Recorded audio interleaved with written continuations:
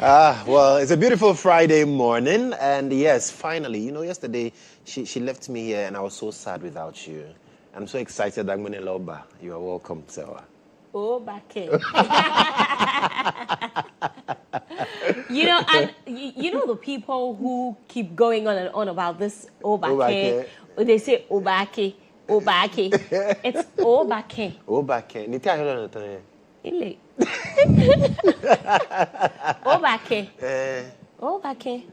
Thank you. Oh, you are don't. Anna, Obake means you would come again. Obake, no, it's welcome. Anyway. Obake. Tamo nyabake. Tamo cha humbatoba. It was welcome. Obake. Anyways, miawezo. Good morning to you, everyone. Thank you for tuning into the show. This is GH Today. I am Sewa, I'm here, and of course, I'm here with Joshua. KodjoMensah. Joshua is my TV bestie, by the way, for those of you who don't know. Anyway, this morning, a lot of things have happened, including Black Stars yesterday. I didn't watch the match, you know. I was just hoping, but that's because I was busy. I was in the middle of something. But I was just hoping to hear the good news. So first, I saw goal on Twitter, and then I got excited, and I thought that they had scored.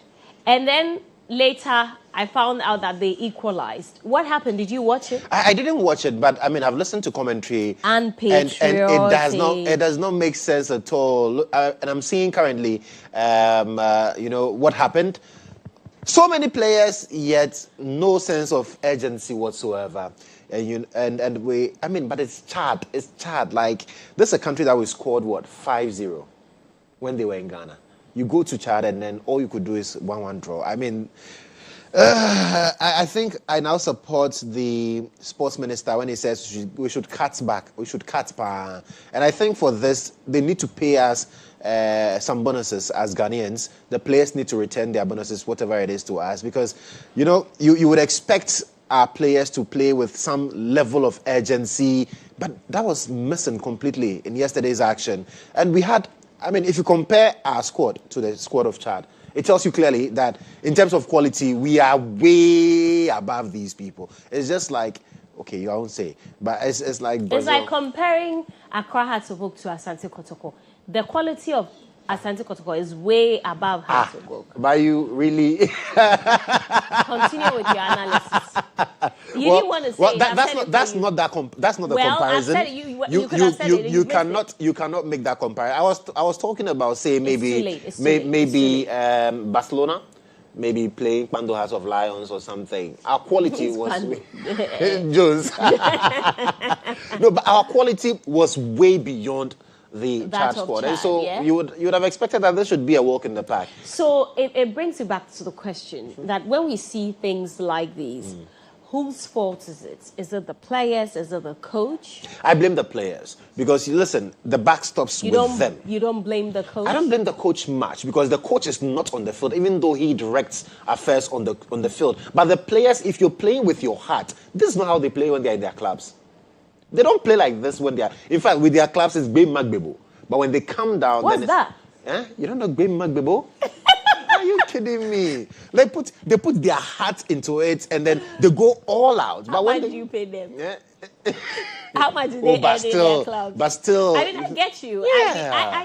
I think that I've really gotten tired of complaining about the Black Stars and writing about them on Twitter all the time. That's why yesterday I didn't even bother to watch the match. But I was just hoping, that I'll hear the good news and then I'll join in the celebration. I really don't know whose fault it is, and because I thought that when John Mahama won power, they said that the love had come back and that the Black Stars were waiting for a change in government to score. Remember, we saw all those comments on social media, right? So when they started winning matches, exactly. We attributed it to, the reset has happened. Exactly. So then what happened, Because everybody keeps saying that it shouldn't be Chad. I mean, they've not won a match.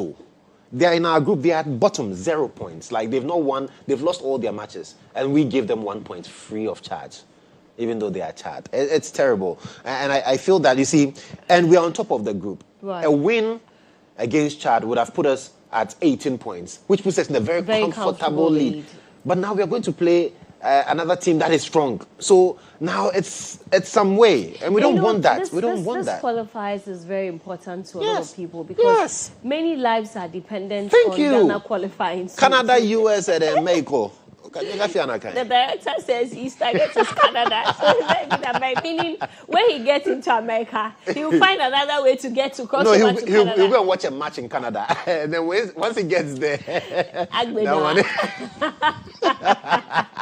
anyway, so Jules will be joining us. We'll get into the details of that. But it's one of the things that we'll be talking about when we open the phone lines. We'd like to hear from you. What do you think the problem is with the Black Stars, really? Because yesterday I listened to Nana also speak and say that the problem is with the coach. Otuado. Yes, I have also seen people say that the problem is with the players, like you have said. In their clubs, they play very well. But yes, we'd like to hear from you as well. So you're officially welcome to the show. Let's begin the show with our quote of the day. So our quote this morning is from Stephen R. Covey, who says, I am not a product of my circumstances. I am a product of my decisions. Yeah, the circumstances you don't have any control over, but the choices you make is exactly why you are where you are currently. And so who you are today is based on the choices and decisions you've made over the period. It is not necessarily because of what happens to you, but how you go about those circumstances. And that's how we kickstart this morning. But the whole of this week, we've learned some really interesting words. I think one of my favorite words was what I learned yesterday. I never knew how it was pronounced. But then, what's it? S-E-G-U-E, pronounce it. S-E-G-U-E. What is it? What is it? I said pronounce the thing. Why? Someone says something. What is it? No. What? It's Segi. Eh? Don't kill me. It's what? Segi. So let's do a recap of the words we learned this week.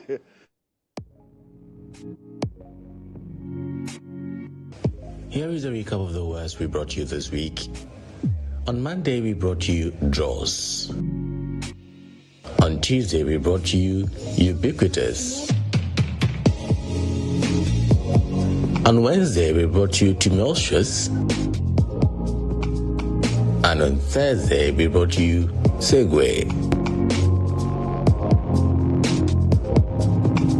On Thursday, we brought you segue. And on Thursday, we brought you segue.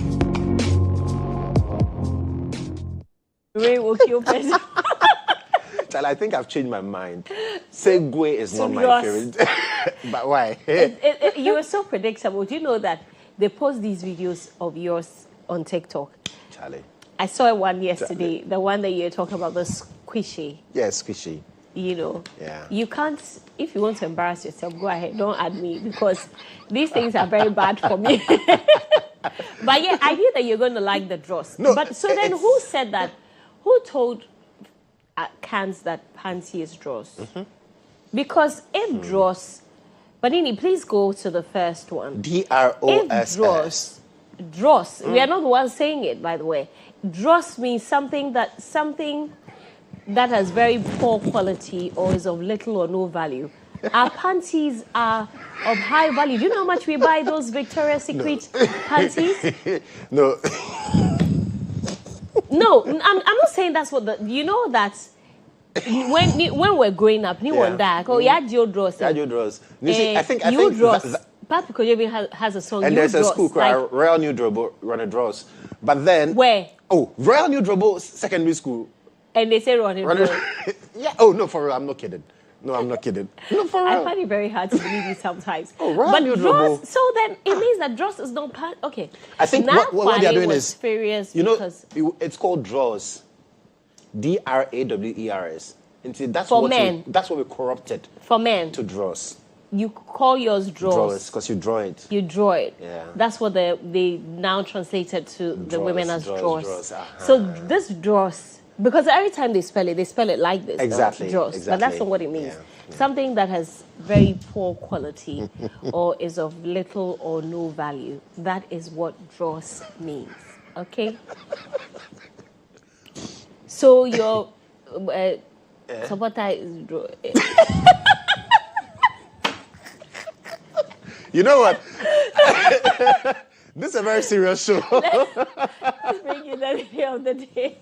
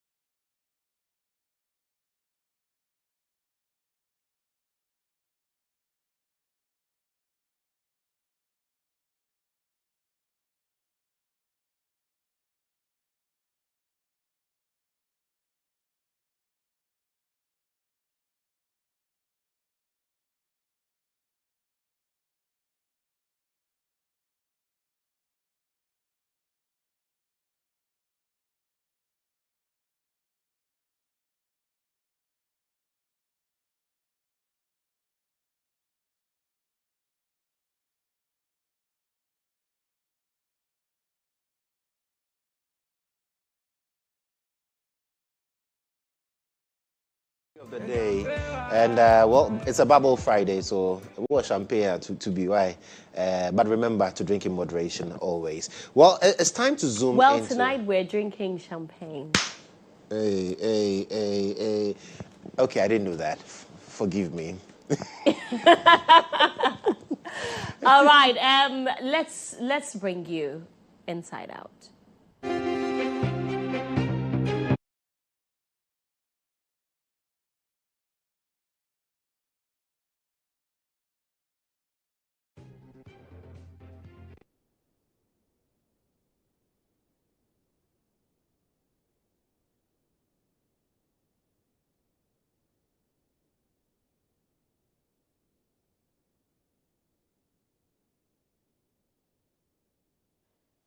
Right, so this week has been quite eventful. A number of issues from the by-election in Akwatia. Quite a number of issues coming up from that. So far, Zoka, Michael Atribefi, with our resign comment, and now he says, and so, and all of that. And then we saw the MPP also petitioning the IGP over the attacks and the threats on the lives of Nana B, Apenyo Markin, and all of that. So it's been quite eventful. And then yesterday we were expecting something cool. Unfortunately, we didn't get that with the Black Stars. Yeah, we suffered I think for me it's a loss. There's not even draw. It was Chad there. I mean, such a dross performance. But then, yes, of course. Very low quality performance. Yes, yes. Charlie, we are learning the words and using them as well. But it's time for you to also join us with your thoughts on all of these things that happened. What exactly worked for you? What didn't work for you? Do you still think Ochibefi should resign, even though he says that he's not going to resign? The party says that, well, there is no need for him to resign and there's not going to be any pressure on him whatsoever. He made a comment in the heat of the moment, and so we move from there. The NDC secured victory in Akwatia. We heard from the MP. Yesterday I spoke to him on the show, and he talked about the fact that he's going to deliver development. But I keep asking myself, is that really the job of the MP? Why do we keep promising people things that would get them to now hold us accountable? Then we run away from that and say, well, that's not my mandate. My mandate is to lobby. My mandate is to formulate laws in Parliament and all of that. So let's know. Your numbers are on the screens. You can put in a call. Let us know exactly what's on your mind. Black Stars, what went wrong for us? Is it the players, which I think is the case, or Otuado, the coach, or perhaps, you heard Otuado before the match. He says the pitch is so hard, so it's like boys are playing on concrete. And I asked him, if you come to Salem Park, you realize that people play on things that are even more hard. Yeah, but then you can please call and let us know exactly what's on your mind. Right, we've got our very first caller. Hello, good morning. Good morning, my beautiful Sewa. Yes, thank you so much for calling. Tell us your name, where you're calling from. You're going to have to please speak up a bit for me. Alaji Bini Yurubu. Alaji, how are you? Let's hear you. I'm fine. First of all, let me start sending my greeting to my senior brother. And Shami, my Muslim, and Chief Aoud as well, first National Bank Chairman for NC, and Honorable Bernard Saika.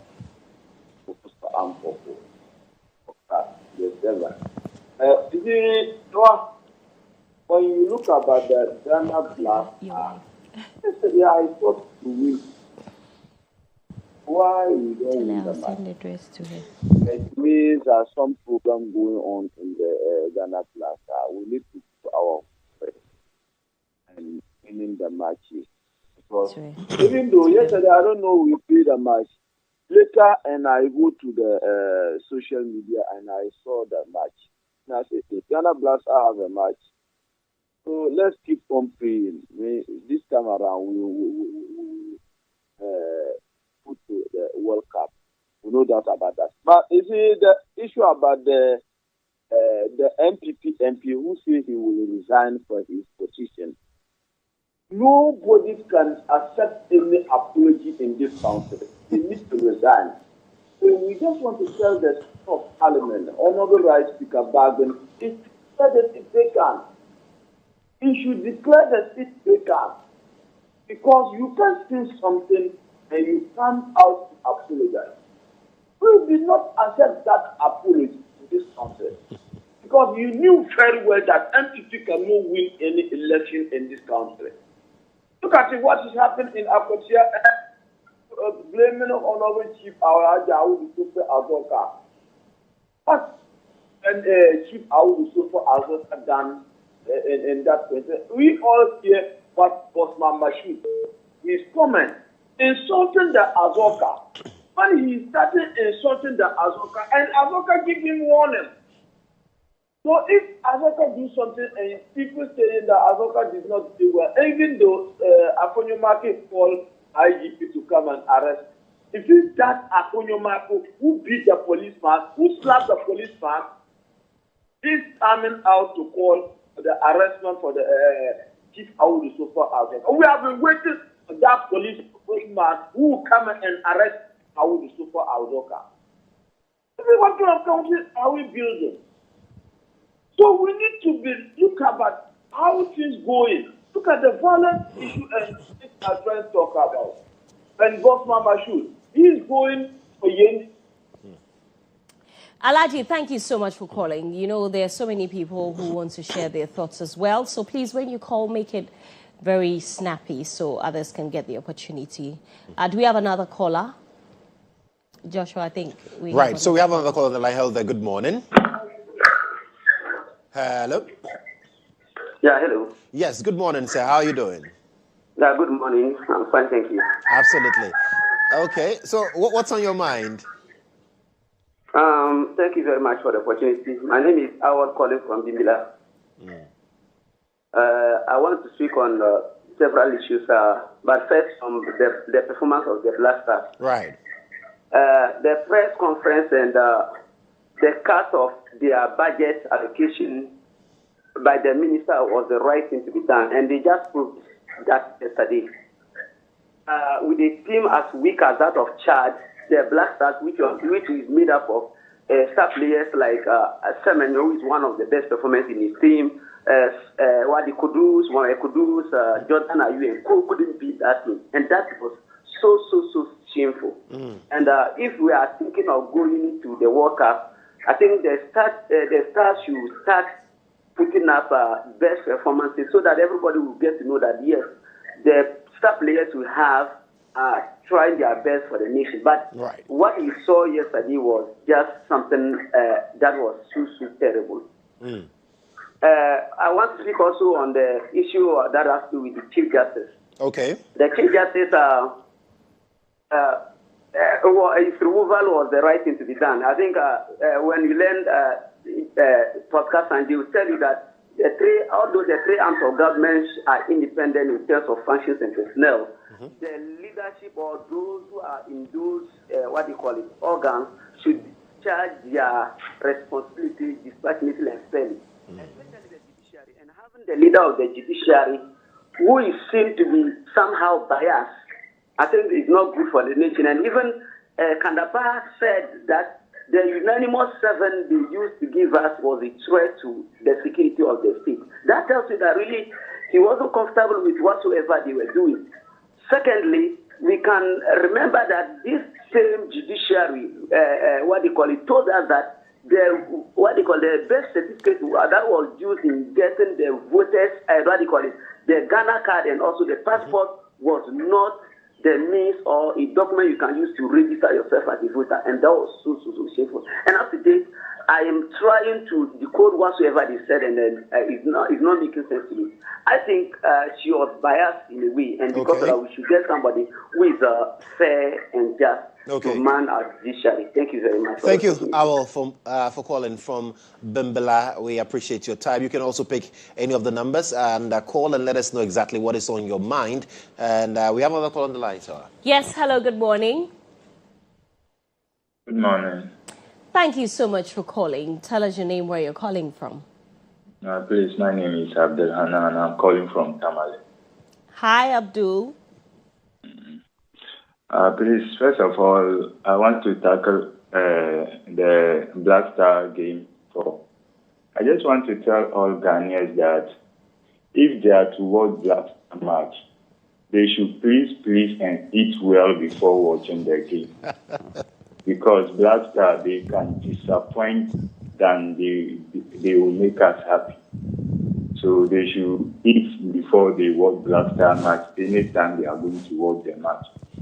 And secondly, I want to go to this by-election issue. My brother over there, that was yesterday or the day before yesterday, he condemned the acts of Mr. Azoka, our chairman. And that's his opinion.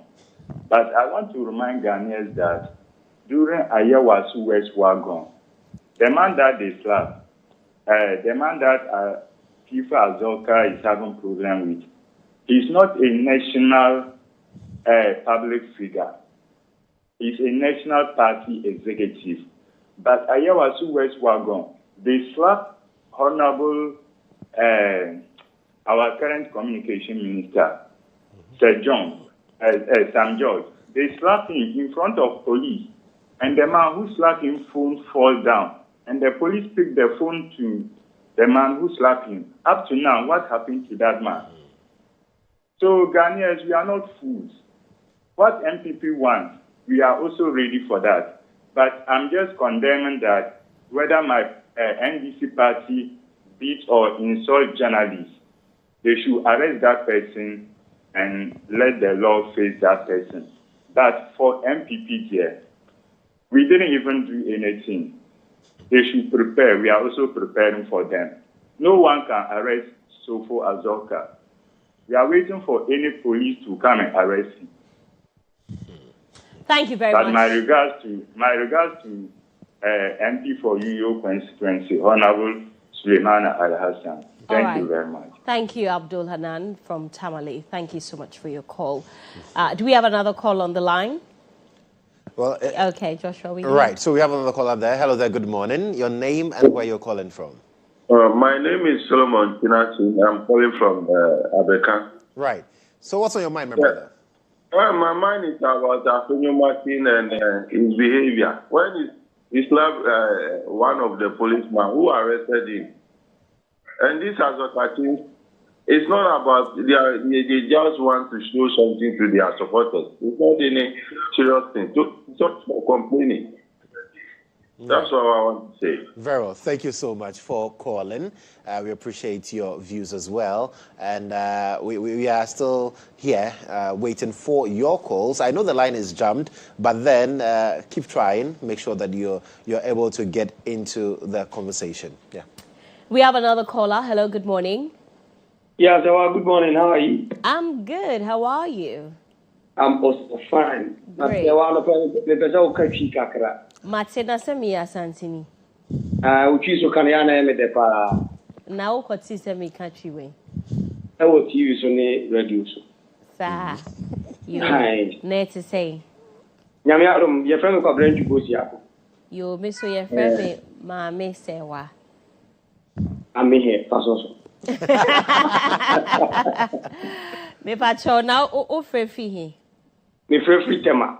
You my entie we. Anopai mitie o college ni bia mera ho yie papa. Oh waden. Na oman wi no ebe koso awo ba bi ewu ya. Na me kwabran jibo sia ko me nyini so oman no. Oman tifo na ye timu ya ready je be mo oman na yi. Yinti America sa ni se MPP, NNDC, ASOCD, so much you. Inti Asemba, na Samuel, you make us near Kano, near the higher politics. Chief Justice, a year, a year then, near Cocasa, a maybe, yet the Assembly Court to say national health, nay, we, Yan Fan County, ye Chief Justice, a year. Can you imagine? Na ya ba TV so nya be ka we nya kwot next year ni ya ni age see ya NDC ya MPP ni ye bi sa chichiro oman no a enye yie ni ye yura John Mahama ye no enye ma me no wo opposition so ba be yi wayi no MPP for so di 20 years kura no mo ba whoever o ti wo nyina mo so ba o be yi no oman no hin na ko eti sewa o de nyame nya adwuma na ma me nchia me ma me ba ko eye nana ya aduma ko jeti Odi the birthday and dra nyambo a ochina Saturday oda nyame ase e wo tem 6 mama se wa asantini this year oni nyame nya adwuma tia pia me that's you ampa me asantini this year me you know I'm from Seria, right? Oh, okay. I know you're from the Ashanti region. Yeah, I'm from Seria. Okay. Inti me that's pa. And I went to Yasantua Girls as well. Oh. Yeah. Okay. Hey. Let me pick this call on the line. Hello there, good morning.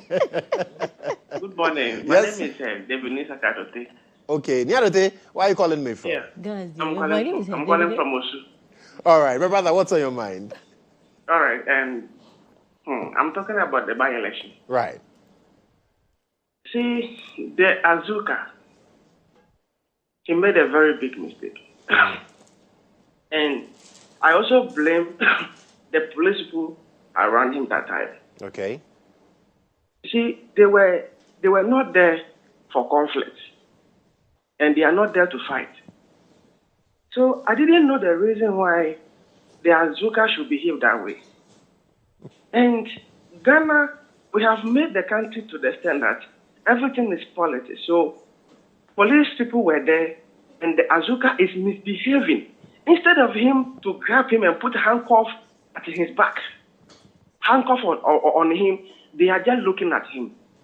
It is the same way happens to Ayawaso and this area recently. The police were there watching Azuka putting finger on somebody's eye. Okay? If you were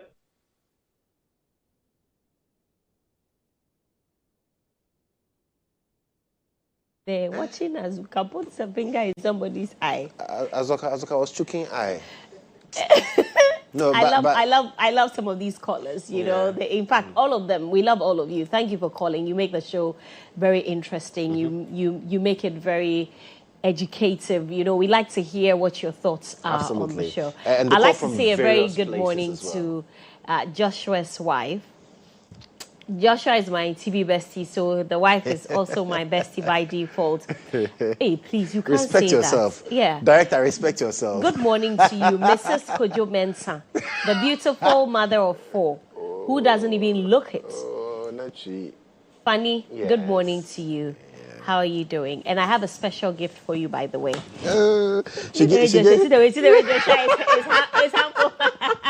Do you know your husband has been sitting on TV and saying squishy and things? But she said today her favorite word is dross. I saw it. Like husband, like wife. Wait here. I can't even manage it. Anyway, so let's tell you what's in the newspapers now.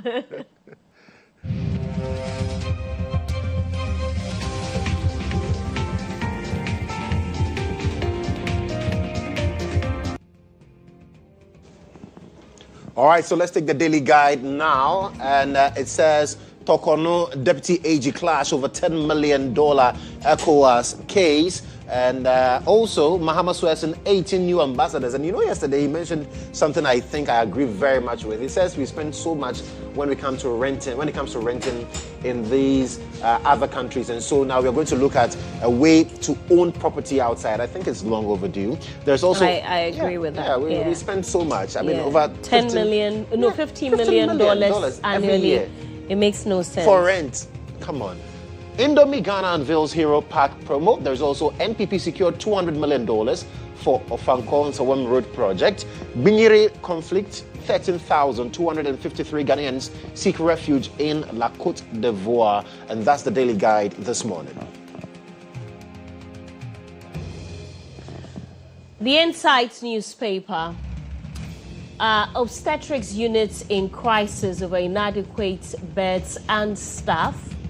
And traditional medicine at the Ridge Hospital, by the way.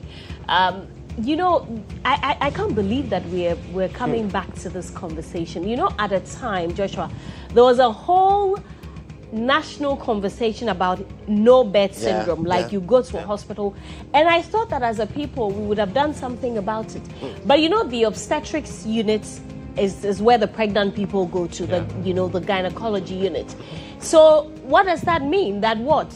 When they go to the hospital and they have to give birth, they lay on the floor. Yeah, so sometimes they have to attend to pregnant women in chairs.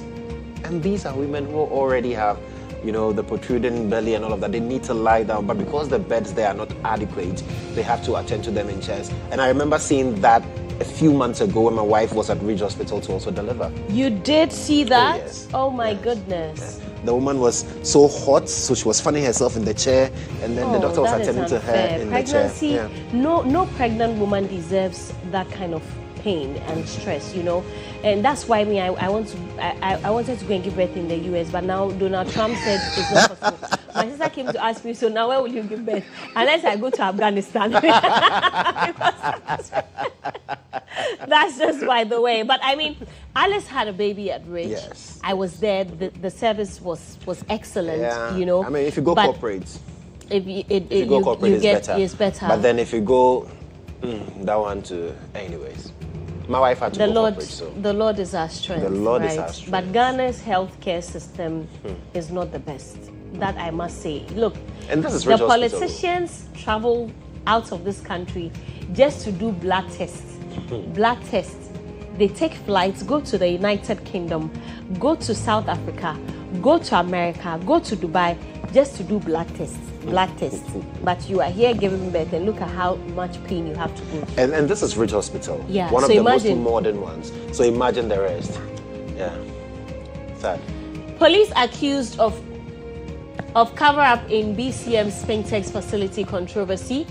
And I am not behind Ada Songo Keo. Sege MP denies accusations.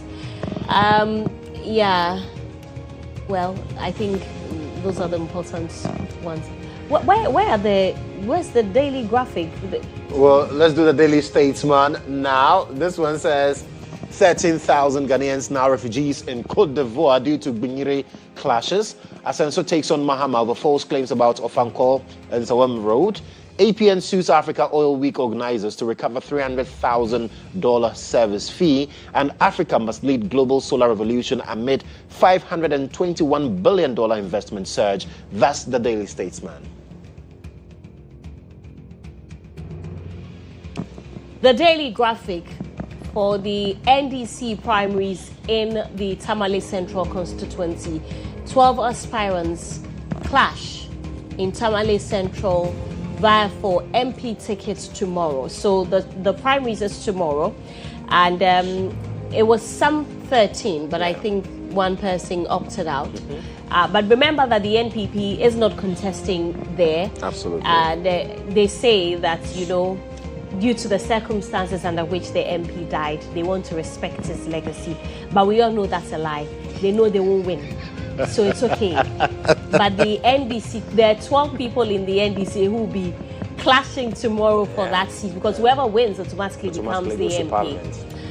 So yes, you see I remember that man. Professor Alidu said, he was Dean of Political Science Department at University of Ghana. Yes. He used to come on the show. Yes, Dean. Yeah. What interest.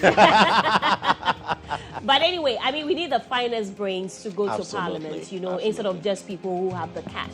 So, and Professor Alidu Seidu is a fine brain. Yeah, very, very fine brain. Now, he's resigned he's no longer the dean. So what happens when you don't win? No, but he's got an appointment at the Water Resources Institute. Hey, me too. Who anyway? Yeah. Oh, okay. But there's a story about breast cancer. Where is it? Breast cancer claims 6 lives daily. Daily.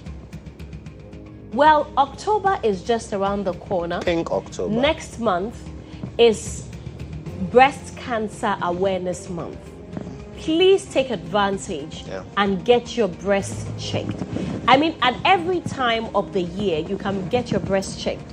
But in October, a lot of hospitals, institutions offer free services for you to get your breast checked. Yeah. Here at the EIB network, we usually do that. Even so, Women of Valor, we have seats. And there's another name for it. But yeah, we are having a program this October. Even All My Hair, we're having a program this October as well. And when you go to many hospitals, they're offering free breast screening. Please go get your breast checked. And if you think that it's only women who are susceptible to breast cancer, you're very wrong. Men get breast cancer too. So men, get your breast checked. And men must actually, a lot of men. It's fine. I was going to say something. Okay. Right. So the Ghanaian Times this morning says, protect aged population. Professor Kwanche calls for a reform of social protection systems. Let the world hear about Ghana's success story. President Mahama tasks new envoys. There's also, please begins investigation into Akwatia assault. International Solar Alliance, African leaders unite to drive solar power adoption. And you can invest in Ghana without fear. That's according to the Lands Minister, Emmanuel Amakofi-Boa, captured on the front page of the Ghanaian Times. New Weekend Crusading Guide will be the final one before we go to sports. Mahama's roadshow backfires as Akwatia accuses president of misrepresenting facts about Accra-Kumasi Road for political benefit. International Solar Alliance, African leaders unite in Accra to chart pathways for Africa's solar future. And police CID invites Fagati's victims after defrauding dozens in land scam at Bon Katamanso. I'm not behind Adasongo chaos. Sege MP denies accusations. And IGP stresses on proactive policing, ensuring peace in Bole.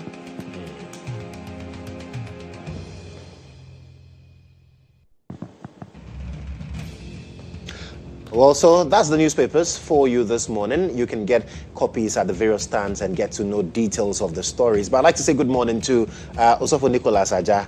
He is at Nativity Congregation Presbyterian Church in La. In La? Yes, he's I watching know us. Nativity. Yes, you know Nativity. You know I grew up in La. I know. Yes, so I know Nativity very well. Niaja, he's a powerful minister there. He's watching us this morning. He's telling me like husband, like wife.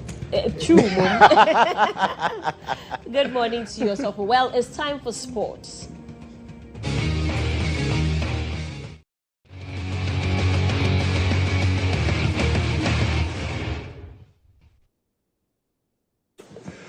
So the gentleman from Hodome is here, Jones ADZI. Yes, sir.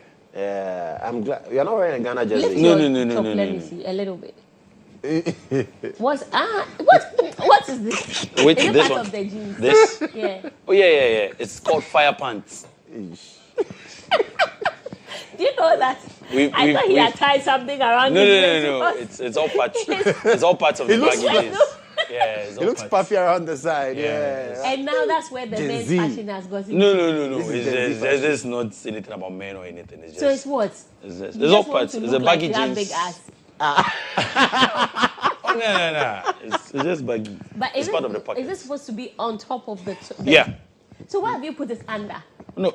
Oh, no, I can't put this because of the okay. Yeah. But there's an LV. Is that an LV? Yeah, it's just an airport. LV, do they make airports? Case. Does LV know they make airport case? That's what that one we just asked that. What do you have for us? Right, so obviously you guys talked about the Black Stars. Yeah. We know.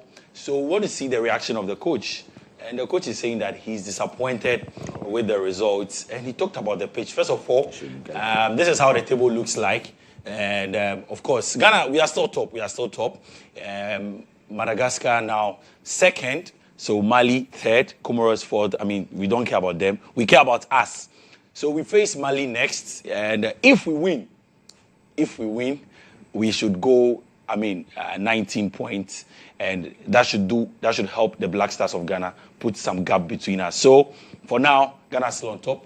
Would face Mali. But then, let's get to listen to Coach Otuado, who says he's disappointed and was not also happy with the pitch yesterday. Just 1 point for us.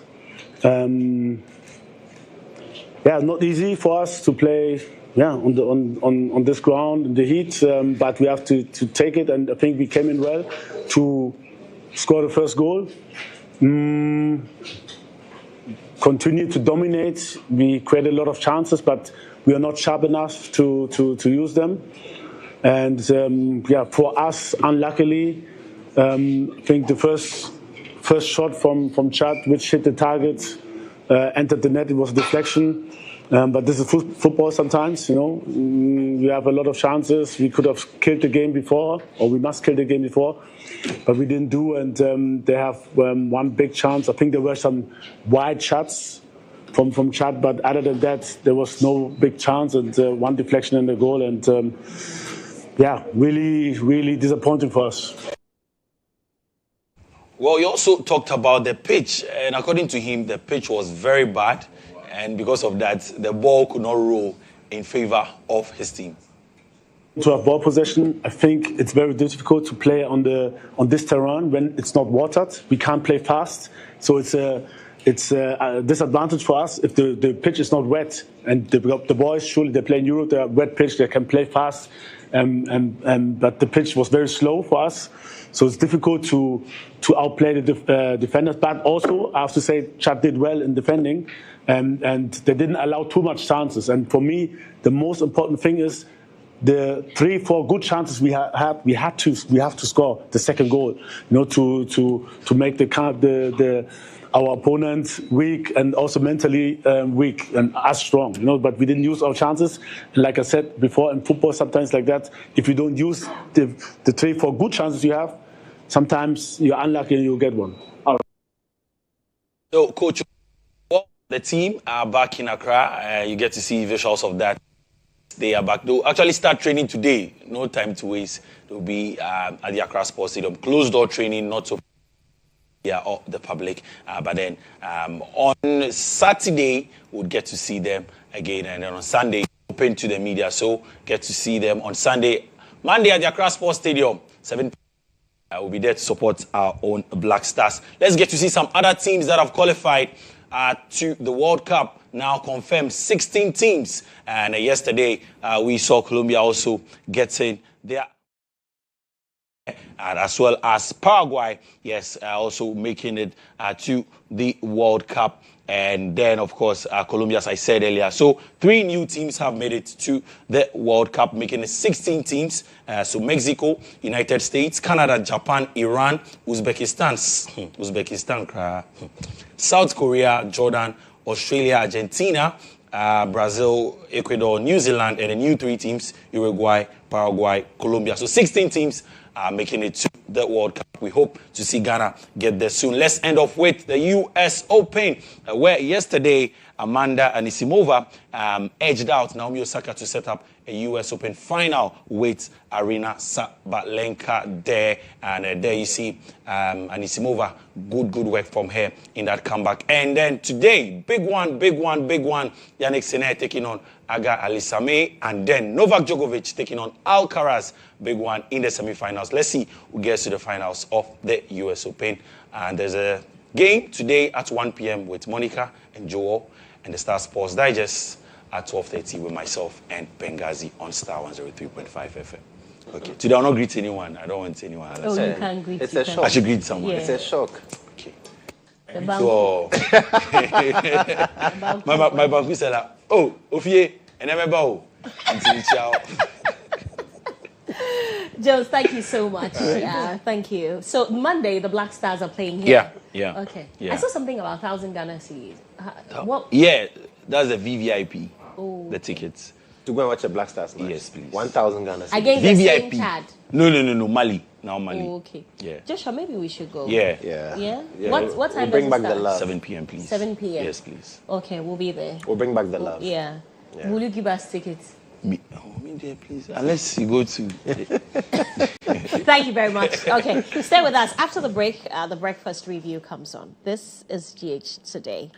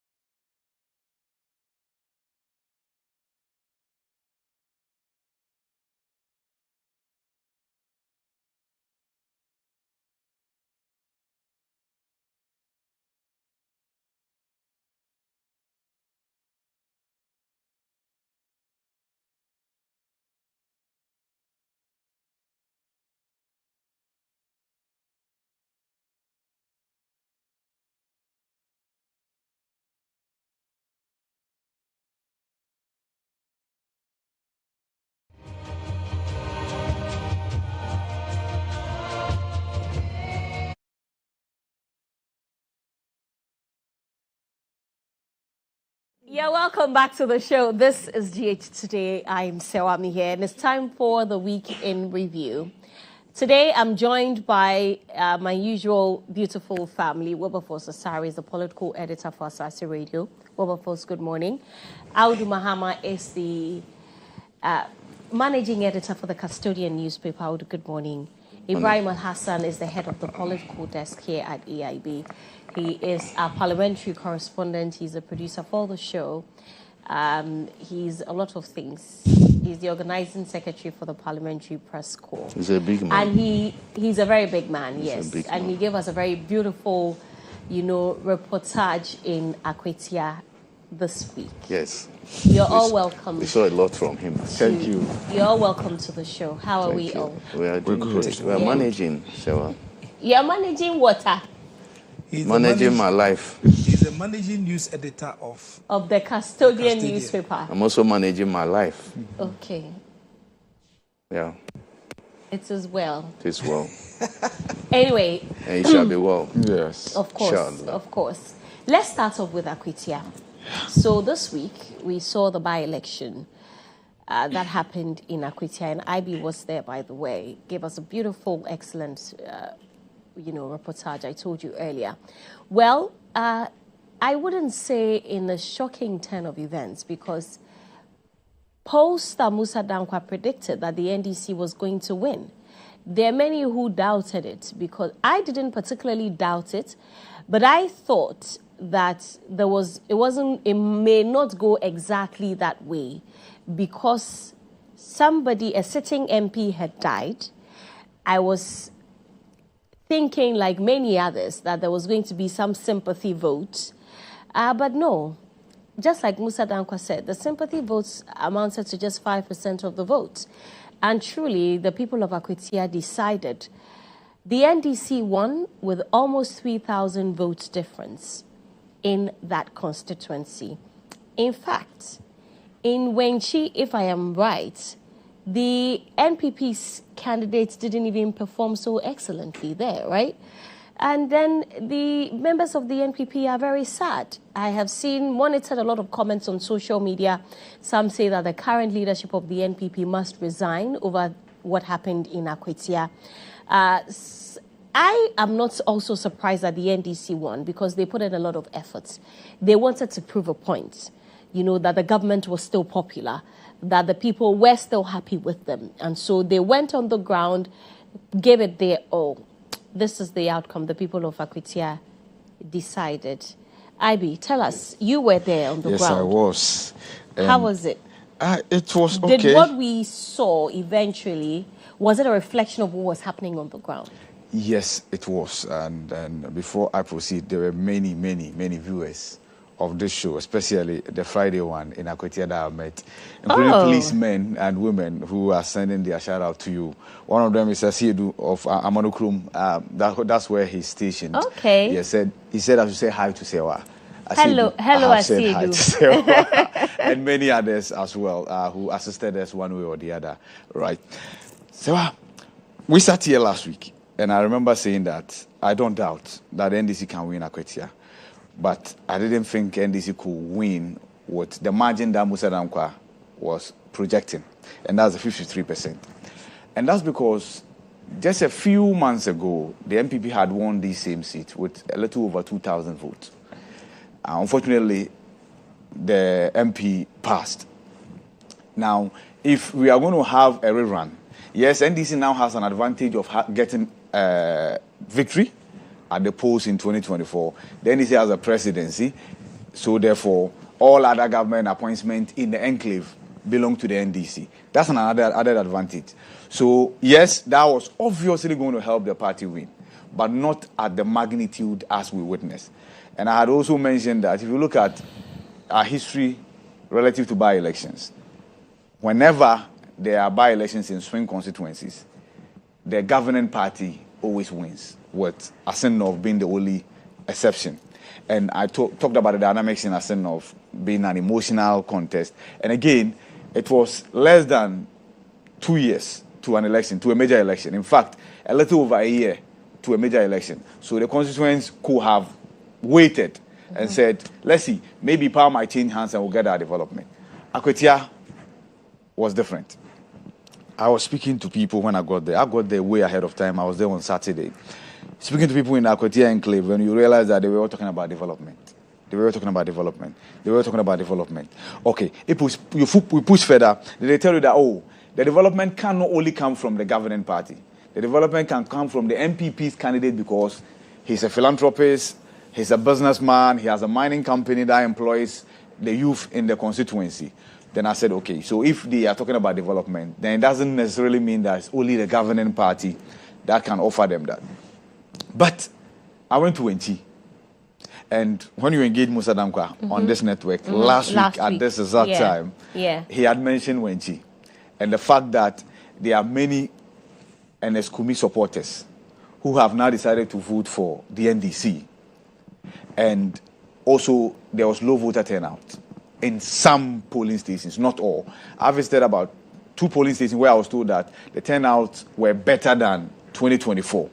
But overall, I think Wenchi recorded low voter turnout. Not just that, NDC equally gained grounds. At a particular polling station, MPP is recording 161, NDC is recording 83. When you speak to the people, they tell you that that's the first time the NDC has been able to record 83. On the flip side, when you come to the Akwatia proper, and then Takrasi, where the NDC candidate hails from, as the NDC candidate is winning with 133 votes, the MPP is recording 29. When you plot that and you see a trend, you know that the MPP had lost the seat. And that's how come when you came to us in Wenchi, and MPP supporters were jubilating, I sought to find out whether they were jubilating just because their candidate had won at that said polling station, or it was a reflection of the overall vote. And they said, oh, they had their eyes, they were monitoring, and the fact that they were going to win. But of course, you and I were privy to much more figures than they were. Yeah. So subsequently, after it's all said and done, the NDC won. The NDC did a lot of campaign. The NDC spoke to the people about development. And see, I said, well, if you were a voter in Akwatia, you had 2 choices. Protest vote against the governing party. Protest vote. Nothing more than that. Protest vote against the governing party. And then wait till after the next 3 years, right, where the party that you have voted for will come to power, possibly, for you to have an MP, have this presidency, have the DCE or the MCE. And this 3 years. Or you vote for a candidate who has the presidency and who has the DCE.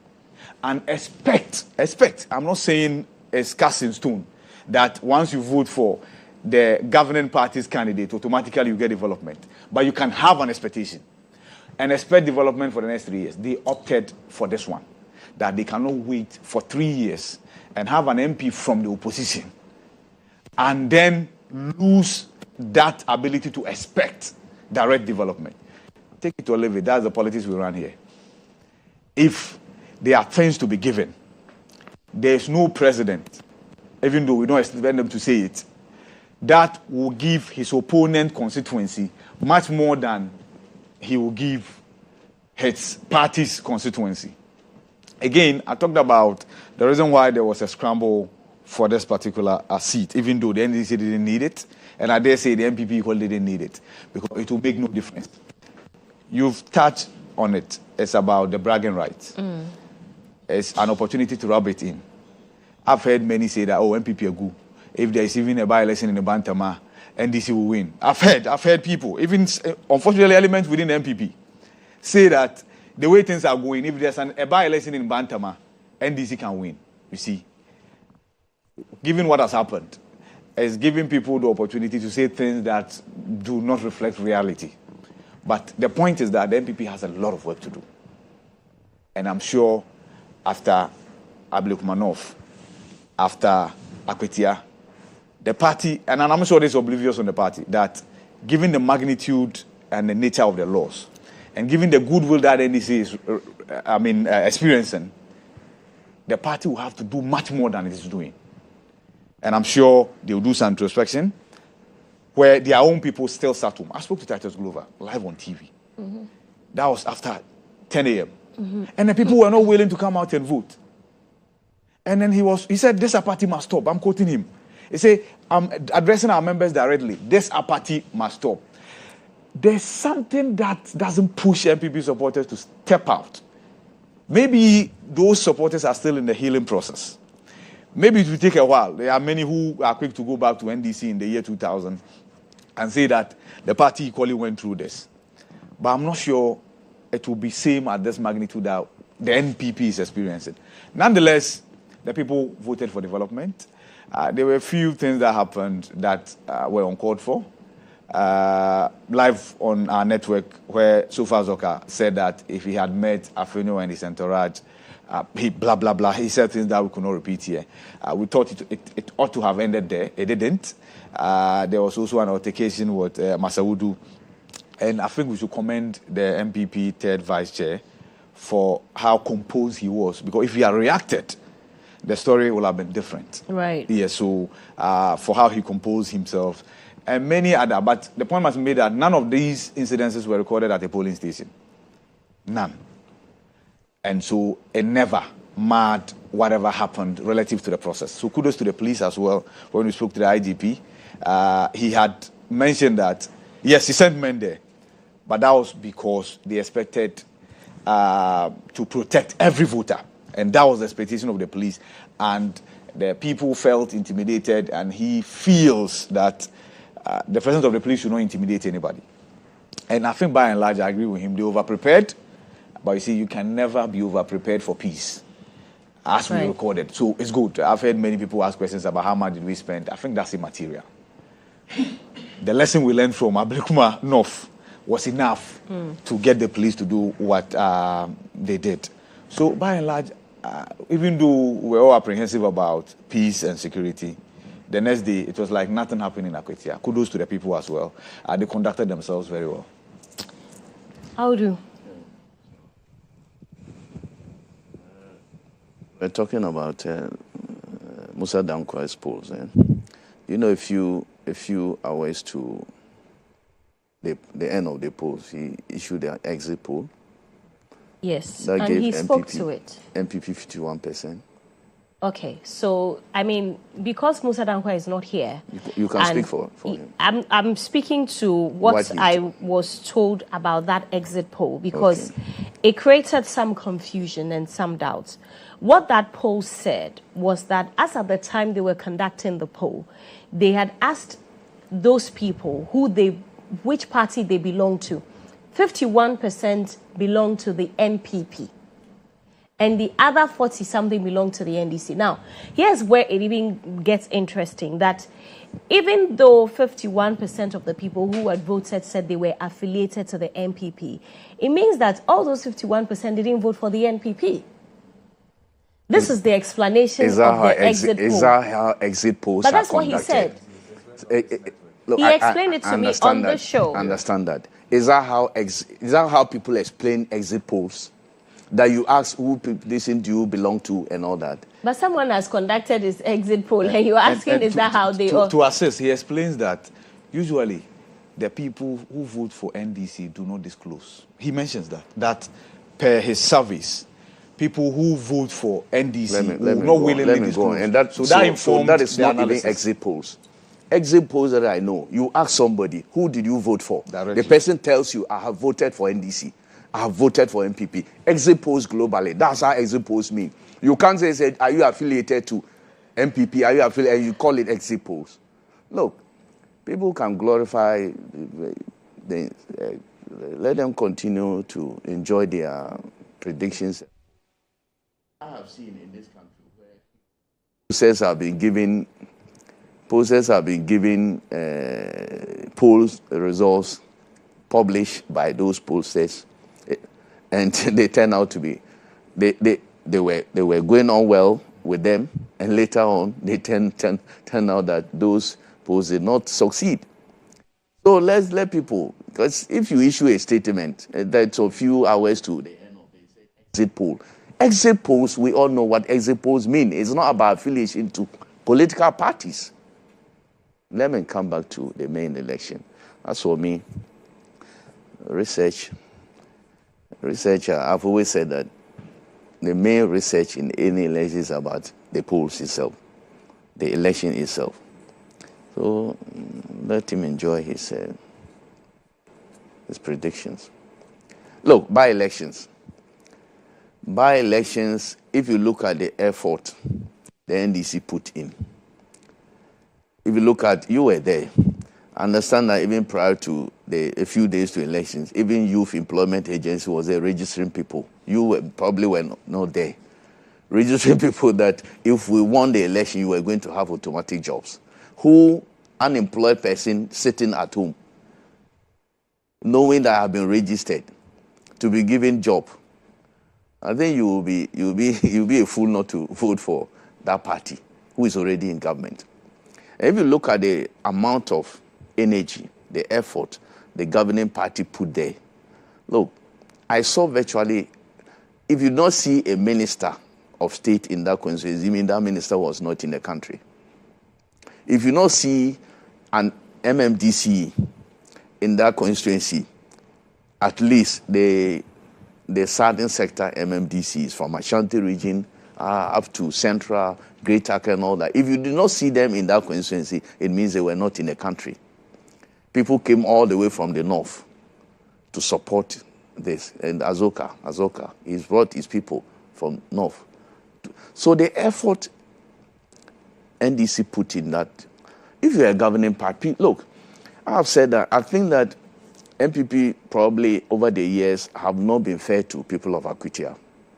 Maybe that's why this defeat has come this way. So nobody should blame national executives for not doing a good job. Look, apart from the parliamentary elections that we spoke about, that from 1996, MPP had won 5, NDC had won 3. And this one means that NDC has now won 4. Apart from 1992 and 1996, MPP has won all the presidential elections in Akwatia. All. From 2000 up to 2024. Presidential. Even when NDC won the seats, parliamentary, MPP won presidential. Did you see the roles in that constituency? Did you see the level of poverty in that constituency? Even though it's a mining community, joblessness. And the governing party comes to say that, look, we have won. We have the power, levers of power. We provide everything. If you want us to give you this, vote for our candidate. And if you are jobless, if you need roads, what will you do? As a voter in that constituency, you think you'll be a fool not to vote for that candidate, the candidate of the governing party. So people should stop blaming the national executives that they have not. What would they have done in this matter? What would they have done?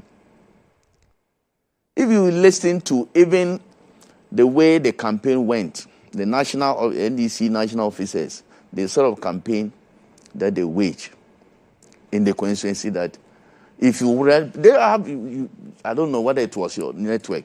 A former Collins, what did he say? If it was even President Mama and you voted against NDC candidate, you will not get development. Didn't he say that? People want development, and you go and say these things, you think they will not budge? So as for by-elections, and you even on the day of elections, you see roads being constructed. I have said that, look, road construction, politicians are not fools. So when people say that will not sway voters, it will only not sway voters if that constituency is they don't lack some of these things. Look, so these things, politicians are not fools. When they do these things, they know what they get from them. Except that MPP did a similar thing as in North. It didn't work out. I have always said that in parliamentary elections, candidates matter. Candidates matter. That is why, especially in Akwatia, that's why even when NDC parliamentary candidates won, MPP presidential candidates won. You understand? So in Akwatia, for instance, when last we were here talking about how somebody was a lawyer of a candidate and later he took over. And MPP didn't also go for primaries, and then decided that they would just choose their candidate. And we said that MPP was either going to lose based on the decision they made or win. NDC, similarly NDC. But it has now turned out that NDC probably made a better choice than MPP. MPP made a similar thing in Asin North. They didn't do by-elections. They decided that we'll go with candidate. They went around. This candidate was philanthropic. Like Asin North, the same thing. Yeah. Is a philanthropy? Is a Akwatia? The same thing they said. Yeah. Meanwhile, the candidate, I didn't hear him speak, not even once. Similar, what happened at Asin North. Same, yeah. The Akwatia, candidate. Did you hear him speak? Yeah, I was at an event, I think 2 separate occasions. He spoke to the people, but not granting interviews. He never granted interviews. Why? I think he had a strength. Strength will be philanthropy, as he mentioned, creating jobs for the people. But not speaking. Yeah, that's not one of his strengths. So one of the people who go to parliament and won't be talking. Yeah. You see, look, in parliamentary elections, candidates matter a lot. Absolutely. The candidate you present always matter. The candidates matter a lot in parliamentary elections. So when a candidate loses parliamentary elections, apart from the general mood of the country, you should also be looking at the performance of the candidate, his relationship with the people, and all that. Look, MPP candidate is a philanthropist, and so he can do everything for the constituency more than government. Yeah, you have a point. Yeah. He can do everything more than government. When government is in power, virtually blackmailing the people, that if you don't vote for us, you won't get anything.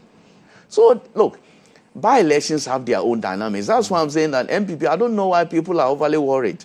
Between 2001 and 2028, under President Kufuor, 7 by-elections, they won virtually everything. But the main election, they lost almost all of them, except one.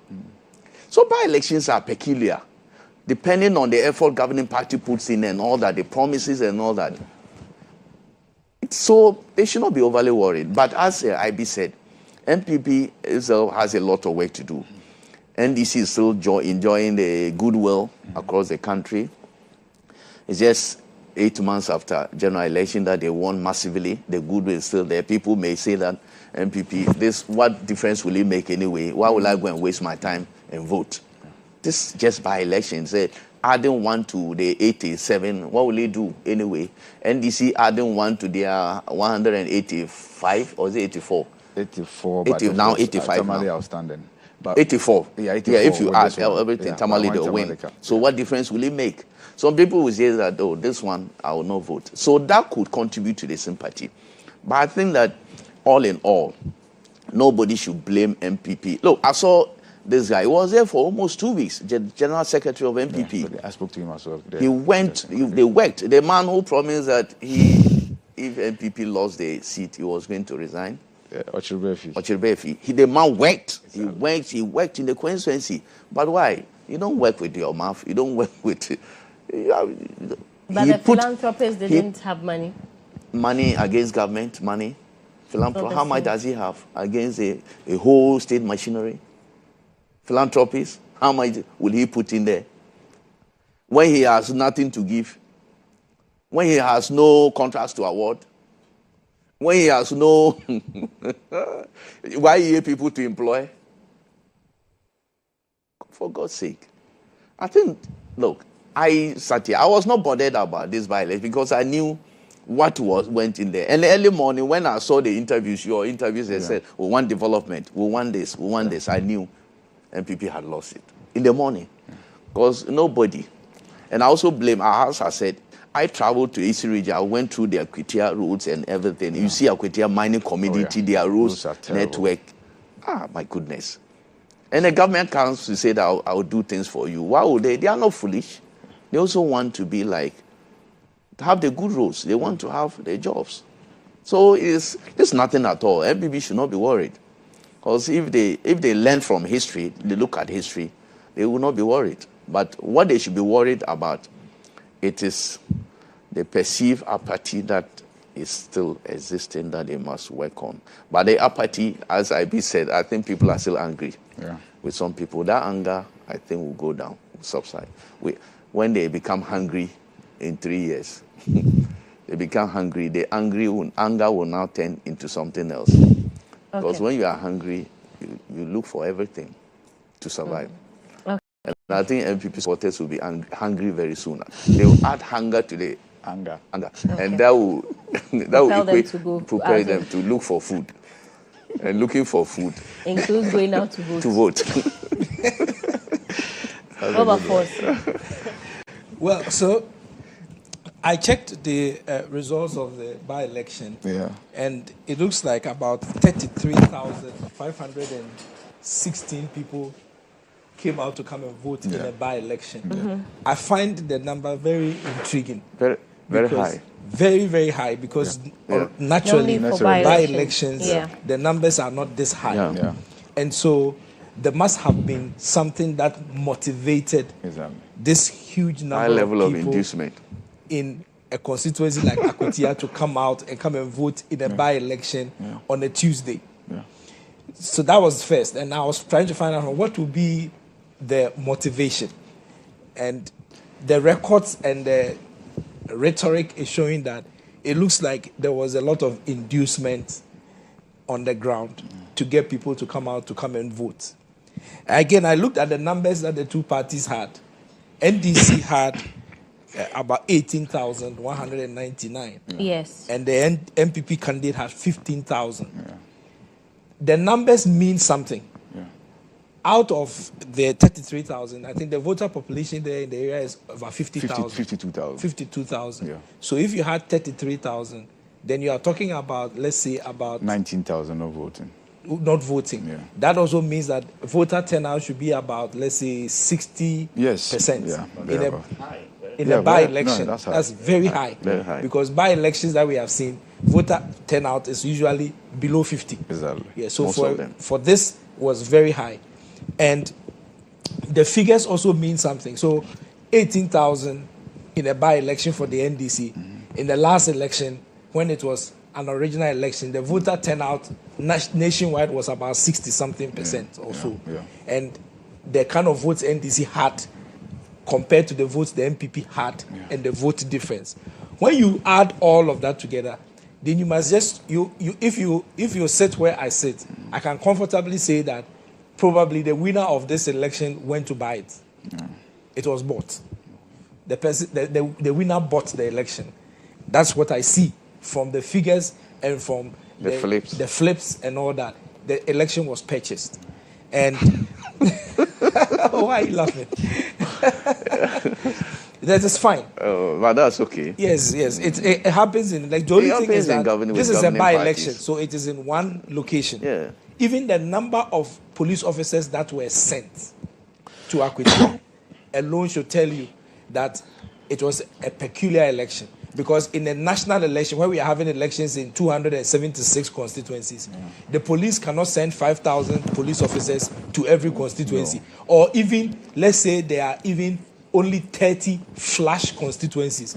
The police can't send 5,000 men to the 30 flash, because 5,000 times 30. What is the number of the police force? You get it? So this was a peculiar situation. And anybody who assesses the outcome of the Akwatia elections as being a reflection of what will happen in 2028 is probably making a mistake. I've also said that the outcome of the 2024 election, this 2024 election we just had some few months ago, as compared to all the other 8 elections we have had, if you predict 2028 based on just the 2024 outcome, for me, it will be a very big political mistake that you'll be making. That's right. We will have to treat the upcoming 2028 election as a unique election. It's even unique because President Mahama, who has been on the ballot paper for the NDC since 2012. Yes. That means 2012, 2016, 2020, 2024. It's no longer going to be on the ballot for the NDC. NDC must present a new face. MPP had to present a new face in 2024 because the phase that had dominated the space from 2008, 2012, 2016, 2020, 4 times. 4 times was off. So in terms of election contest, President Akufo-Addo contested election 4 times. President Mahama contested elections 4 times. President Akufo-Addo is Those off. 2 people have a lot in common. Yes. President Akufo-Addo is Even off. from Parliament. President Akufo-Addo is off. 4 years on, President Mahama will be off. So MPP presented a new face in the face of Dr. Bawumia. Some say not new, but of course he was vice president. But 2024 was his first contest. Yes. And NDC now has the opportunity to present a new face in 2028. So all this plenty talk I'm doing, I'm only saying that the outcome of the Akwatia elections, by-election, is differently. So President Akufo-Addo won 2016 elections, and it was treated differently. When it got to 2020, even though he won the 2020 election, it was a totally different matter. And President Mahama lost 2016 election and lost 2020 election and came to win 2024 election. And it was a totally different circumstance. So the political watchers know that 2028 is going to be a whole different ball game. And anybody who is sitting now comfortably and saying that, if NDC even goes for by-election in strongholds like Menchia, Bantama and all that, they will win. You probably are making a wrong analysis, and you should be careful. So that would be my point. All right. I have to take a break. Okay, take a break. Yes, I have to take a break. Stay with me. I'll be back with more.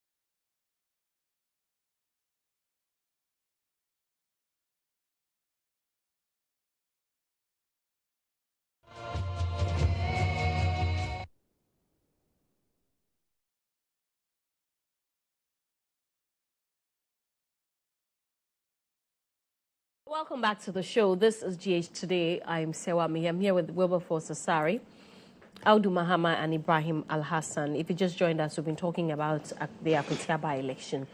And IB, you were just about to make a point before. Yes, about what Wilberforce talked about, the buying of or procurement. Yes, because I have heard people say that it was voter. That would be undermining the intelligence of the voters. See, I'm coming. And I'm making a point. I've covered by-elections. See, both parties, they all use inducement. They induce the voters. Trust me. See, all of them, they do. But you see, from Asenov, we learned that the voters can take whatever you are giving them and still make a choice independent of whatever influence that you've had on them. And we have video of people saying, Yajiska, Yantuamau. From Wenti, we have those videos. You get a point? So the point I'm making is that, yes, there might have been inducement across board, but the voters voted based on what they felt was right. You cannot tell me that a message like vote and get development. You see this machinery here, they are moving on your roads. We are getting your roads fixed. You see this culvert we are constructing, we're getting your road done. You see this DVLA office, because I didn't even know that it was a campaign message until I spoke to an individual, a driver, live on TV, who says, you need DVLA office for her. Because of that, I'm voting this way or that way. It was inaugurated by DVLA and then the other, I think, I have no idea. But what I know is that it was started in the yes. But you see, at this point, let me just let him land. He hasn't landed. He'll be last. And then on what I'm sure everybody wants us to talk about is Ochilbefi. See, here's the thing. What Ochilbefi did, and Wilberforce is right in saying that he did most of the work that the MPP did in the constituency. He had been there in and out. He did a lot of hard work. Yes, I would say. He did a lot of hard work. And the people offered him the assurance that Tumuda, we will vote for you. And he bought it. And you see, what Musa Dankwa put out in the Global Info Analytics, authentic figures, polls from the people. But what that does is that if anybody had thought of voting for the MPP, who is faint-hearted, say, so I will not even bother voting, right? You needed a message strong enough to convince those people that, don't worry, we are winning. Unfortunately, he put something on the line that he ought not to have put on the line, and that's his status as an MP. And I'm talking about Michael Ochilbefi. Yeah. Right? What he did was to offer assurance to the people in Wenti, he spoke in Wenti, that, don't worry, we are winning. And I'm even putting something more important on the line, and that's my status as an MP. Yes, I felt he could have done without that, and probably that's why he's apologized. And I know tension is brewing in his constituency. There are people who are seeking to organize protests here and there and what have you. But of course, it's a political price to pay. I understand the politics of it. But, Sewa, in Akwatia, the people had one thing on their mind, and that is for the next 3 years, where do we go from here? And that was the question they answered. Sewa. The inducement that the buying and all that he said, it's not about money. The people were induced and they bought the thing with development. That's all. It is not about money. It's not about cash. No. As for cash, people will take cash and will not vote for you. We fought contested elections. I just lost one election recently. Did you give cash to? Oh, so I gave a little. There's no election that you not give TNT. So journalists to journalist election you have to give TNT. You have to give TNT. Yes. You have to pay. You have to pay. Then we'll turn around and come and say politicians. That's what I'm saying. I have said here. I have said we'll here several. I have said several times that we are living like hypocrites in this country. I have said it several times. I totally agree with you. Yes, we are hypocrites. We are being hypocritical. But in the words of my friend Austin, in Ghana, something is wrong or right based on who is doing it. Who is doing it? Exactly. Look. We're very hypocritical. I think he went far by putting a seat on the line. But is it not a political talk? Yes, it is. That's why I'm saying that nobody should ask him to resign. Nobody should ask. He said it and he has apologized. The man is working. If the people want, they can be demonstrating. He's the MP for Nijab. The man said he would do 2 terms. He reiterated it just a few days ago that he's doing 2 terms. So he's done well. The effort he put in Akwatia, it's not small joke. He used his own money in that constituency, so nobody should blame him. As for buying of the thing that my brother spoke about, I think the people bought it with development, not with cash.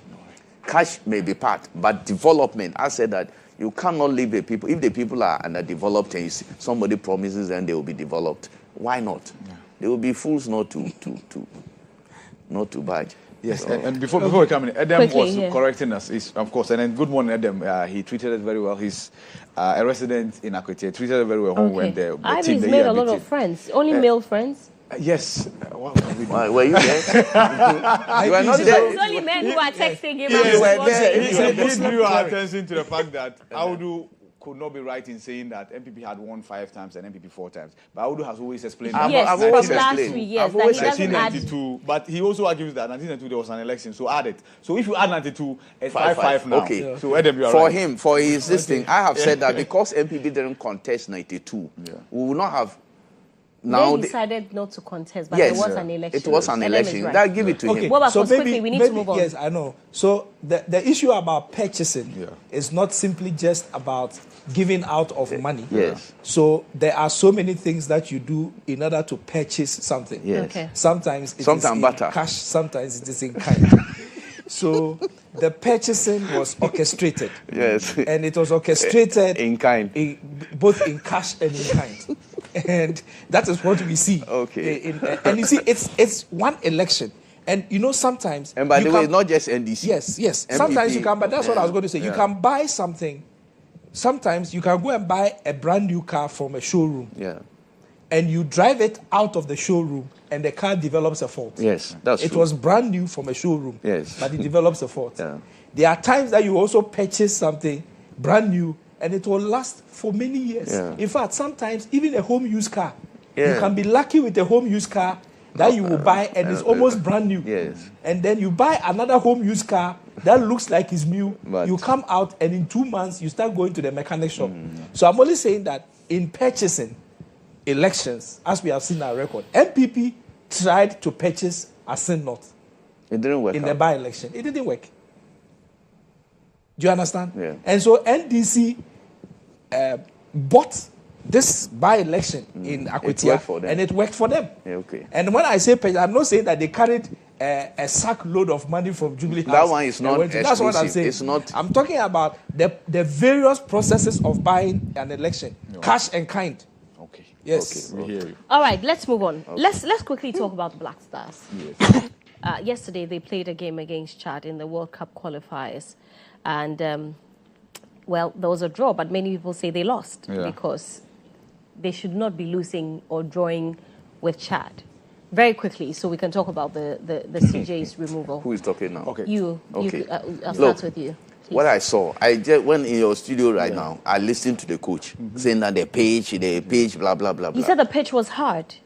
What does he mean by that? Look, do you know our foreign players, when they come, they play at Indafa Park, they play at Sakura Parks. Yeah. They play at all manner of fields. It was, Charlie, such an abysmal performance. And I saw the coach by the side.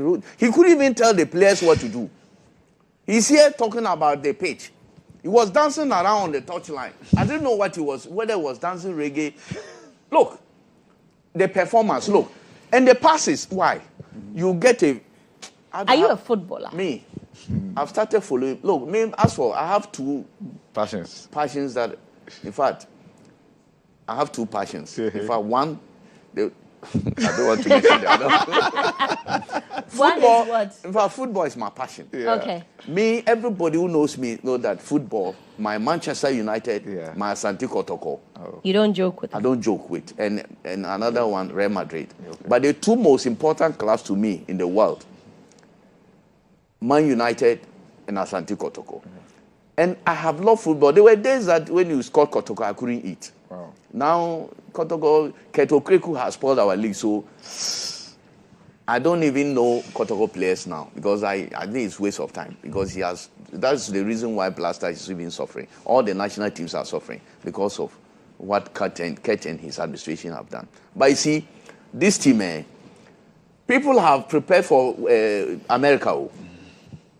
People have gone to take passports. Many Ghanaians have gone to take passports because of America, Canada. As for Mexico, I don't want to go there. America. So if they will betide them, if they don't qualify, if they don't qualify for this World Cup, we will be playing on Monday.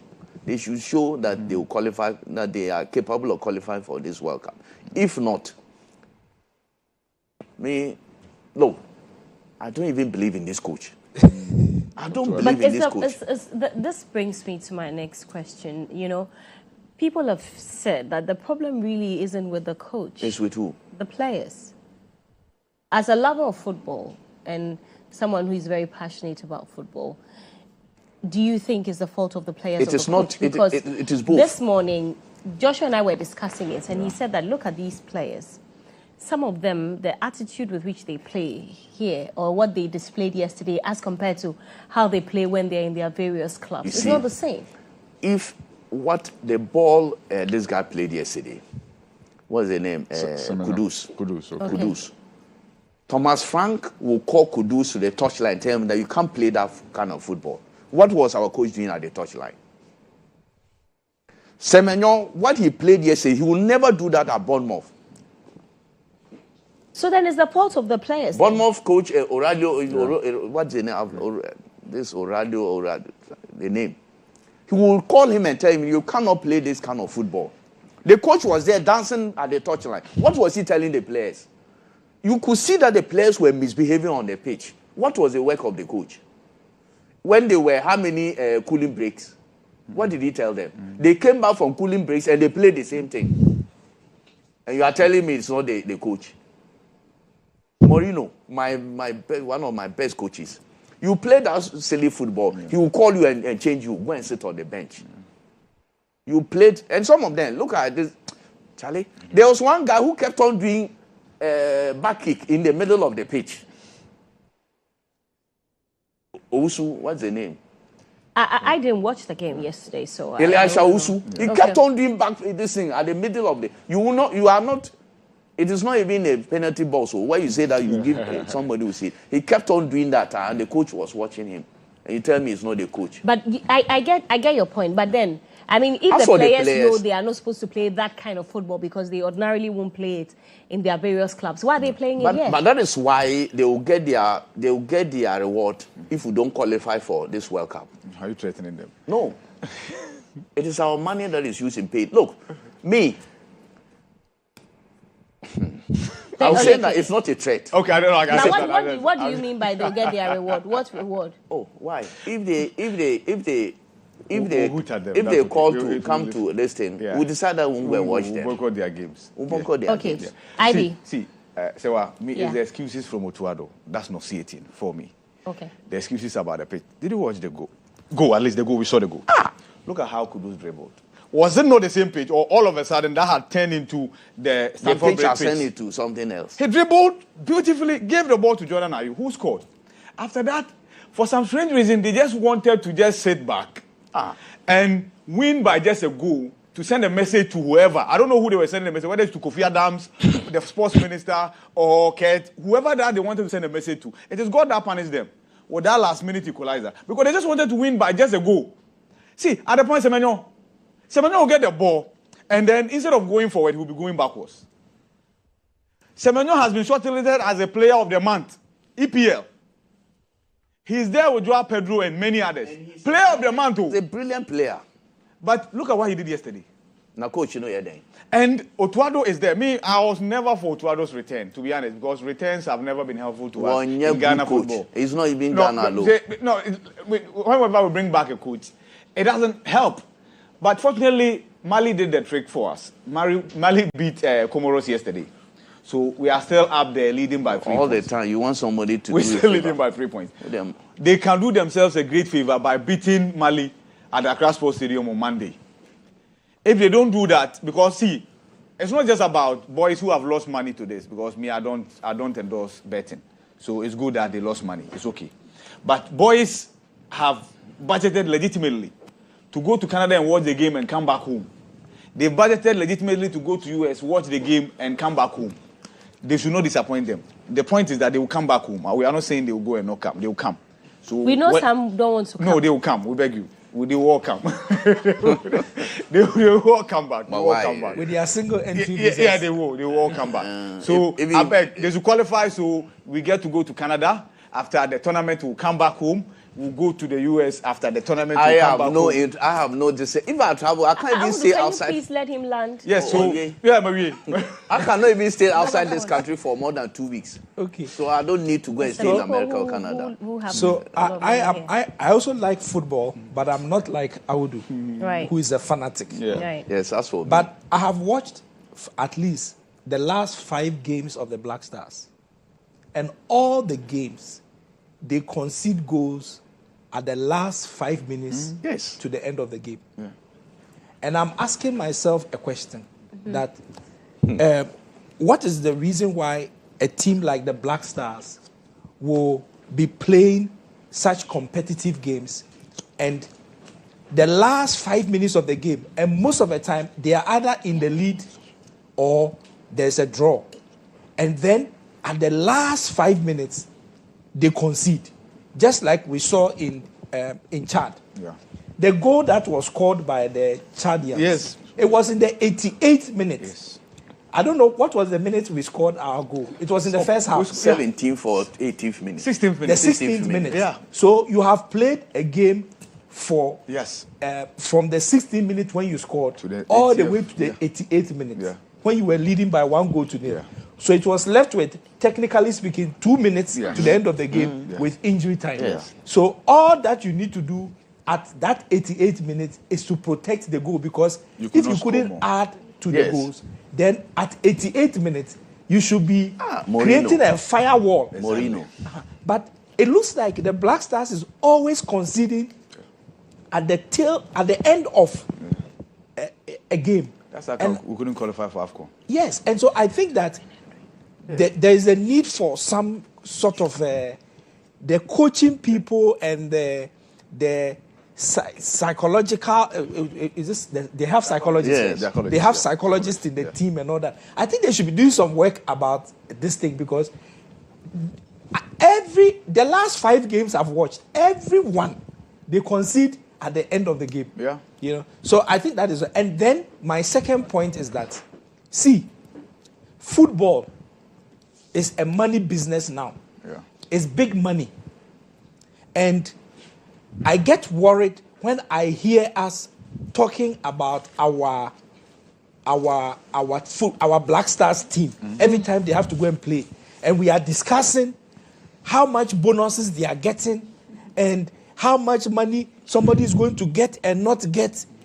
It makes me feel like, do we understand the industry, this football industry as a country?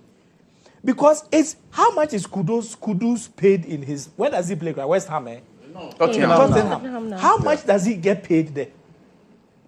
All our players, all these our international players, we are talking about big business. Football is no longer, if you want to play football, if you want to participate in football, this World Cup that we are going, every team that qualifies to go to the World Cup, FIFA has to pay you some money. Yeah. If you qualify from this group stage to the 1/16th, you have to be paid some money. From 1/16 to 1/8, you'll be paid some money. From 1/8 to 1/4, you pay some money. Finals, you will be paid. So, please, I think that we need to come to terms as a country to know that football now is big money. They talk dollar in football. They don't talk cedis. And Wilberforce, that's the only thing that unites us in this country. When it comes to our blast, there's nothing like, we don't do MPP and DC with it. No. So the people should. So I think we have to come to the point where we tell the people that, let me say it in Twi, can't football once a month. Nobody should now, we now see the minister announcing, and everybody was supposed to get 5,000, we are reducing it to 1,000, and somebody was supposed to get bonus this, we are reducing it, and they said we're going to buy fuel. When you do all those kind of discussions before a game is played, you are piling up on emotions. You are piling up on people's, the mental state of the players and all those kind of things. It's not that money, that 5,000 you are mentioning for players of bonus and anything. It's chicken change for those players. So no, I'm not saying some buefu. I'm only saying that I think we need to reorient ourselves to know that about footballer, a summer, is no longer child's play. It's no longer 10 cities, 2 cities. Yeah. No. Football is big business. Yeah. You want to go into it and excel, you must be ready to know that it comes with the cost. You are going to get your Black Stars to go and play an internationally competitive match. If they leave their clubs and come and participate, you will pay them. Right. How much does it cost to... There are some of the footballers who fly their private jets to come to countries to go and play football for them. In Ghana? I'm not talking about Ghana. You see, what I'm saying, I'm not reducing it to Ghana. Okay. Because the football now, want to go and play at the World Cup, it's at the international level. You are going to meet Ronaldo's Portugal and what's the name? Messi's Argentina. They've already qualified. Mbappe cries what? His country, France. Okay. On all the others. Yes. So I'm just telling you, I'm just painting the picture. The Mbappes and all those people, it's big money. We have Kudus. We have Kudus. But you see, Rev, finally on this, you see, they must also know that as a nation we don't have money. So they see if they are willing to sacrifice, they should. If money becomes a consideration, that's where the problem is. Money should not be a consideration for you to play for the Black Stars. Because what it does is that it also increases your portfolio. There are many players who have their breakthroughs after we participate at the World Cup. Let me position it. I'm not actually saying that money should become the undercurrent. Mm-hmm. That's not what I'm saying. What I'm saying is that we need to know that in the space that you want to be in, this is what the space involves. It's not the doing of the players, it is the space. If you want to go and study aeronautic engineering, you want to become a pilot, it comes with its own obligations. The books you have to buy, the money you have to spend. The budget is there. If you can't meet the budget, nobody will say, unless you got scholarship. But I don't even want to talk about that. But I'm only saying, it's about the space. The football space now is a money space. You want to be there and be competitive. The clubs. How much did the EPL that all of us like watching?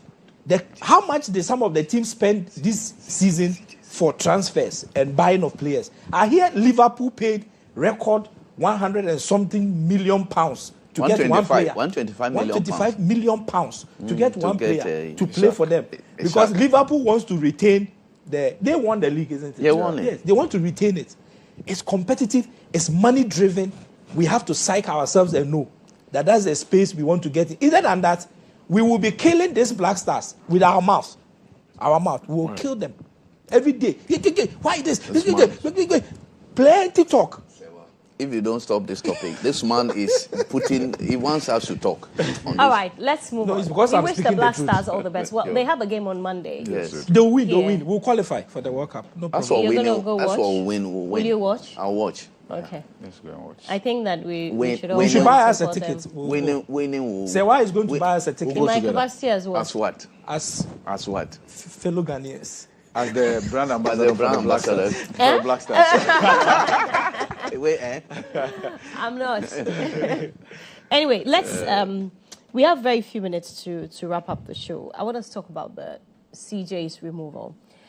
This week, President John Dramani Mahama removed. I was going to say officially because it's been a lot of back and forth. We have always known that there was going to be some removal. It finally happened. So the committee that was led by Farmgate investigates the petition or the allegations of misconduct against her, presented its report to the president, and the president subsequently removed her from office and also removed her as a Supreme Court judge. Following that removal, I've seen a lot of comments. Some say that it was politically motivated or it was based on politics. Some say that it was rooted in law because the president followed the processes. Audu, So, where do you stand? As you said, it is not surprising that this CJ has been removed. I said it on this platform from day one, that this one was contrived in opposition. The script was written in opposition and acted on in government. So there's nothing. When the woman went to the highest court of the land to speak about what was bothering her at the committee level, the highest court of the land threw her out. And when she went to human rights court at the high court, and I said it here, if the highest court of the land could not protect her, what will the high court do? I said it will come to naught, and it came to pass. She was thrown out. Look, this is man's inhumanity to woman. This is man's inhumanity to woman. Look, many people have said, lawyers have said that, oh, the president did nothing wrong. He followed the constitution. Why? When the petition was sent to the president for the removal of this CJ, is it the first time a petition has been sent to a president to CJ to be removed? I said it here, from Rawlings's time, there have always been petitions to remove CJ. Mills, the same NDC, Mills, when they did the same like we were going to do to Georgina Wood. Do you know, before the election, there was this plan to remove her? When the petition was brought to Professor Mills, I think he was prudent enough to say that the petitioners should virtually go to hell. Why? You didn't hear, and that brought, there were many ways of killing a cat. Look, what we have said now, that if you can remove, as Justice Henrietta Mensah said, if you can remove the head of the third arm of government, if the removal process is even easier than removing a school prefect, then we have a big problem in this country. People have said that the president followed the constitutional due process. I have said that. When the petition was sent to the president, was he obliged to find a prima facie case against the CJ? Because petitions were sent to other heads of state. But the fact that petitions were sent to other heads of state and how they treated it is not binding on this president to follow. Totally agreed. That's why I'm saying he's different. Exactly. That's why he's different. He has done it excellently well. He's different. He has shown this thing, that he is different from the rest. He has shown that he wants to interfere with the judicial system of this country. He has shown it. Look.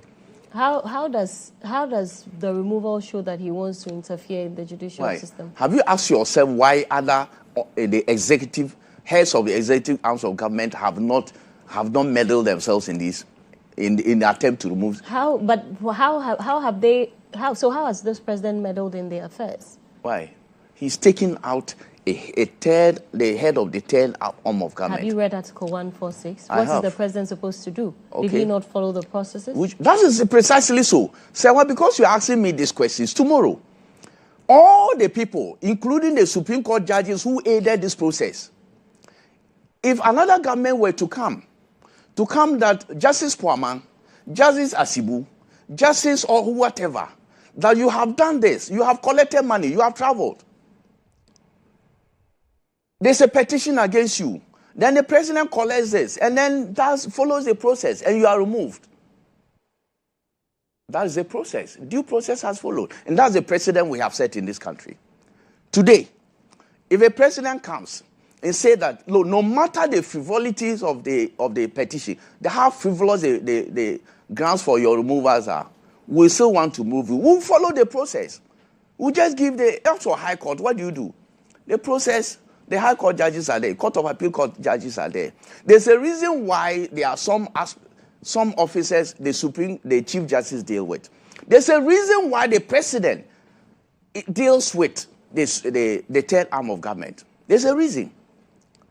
The reason is that it is the framers of this constitution did not anticipate that the head of executive arm of government will be attempting to remove the third arm of government. But the framers of the Constitution laid down a process. The process, that is why people have said that. My point is that is why, because the process is so vague.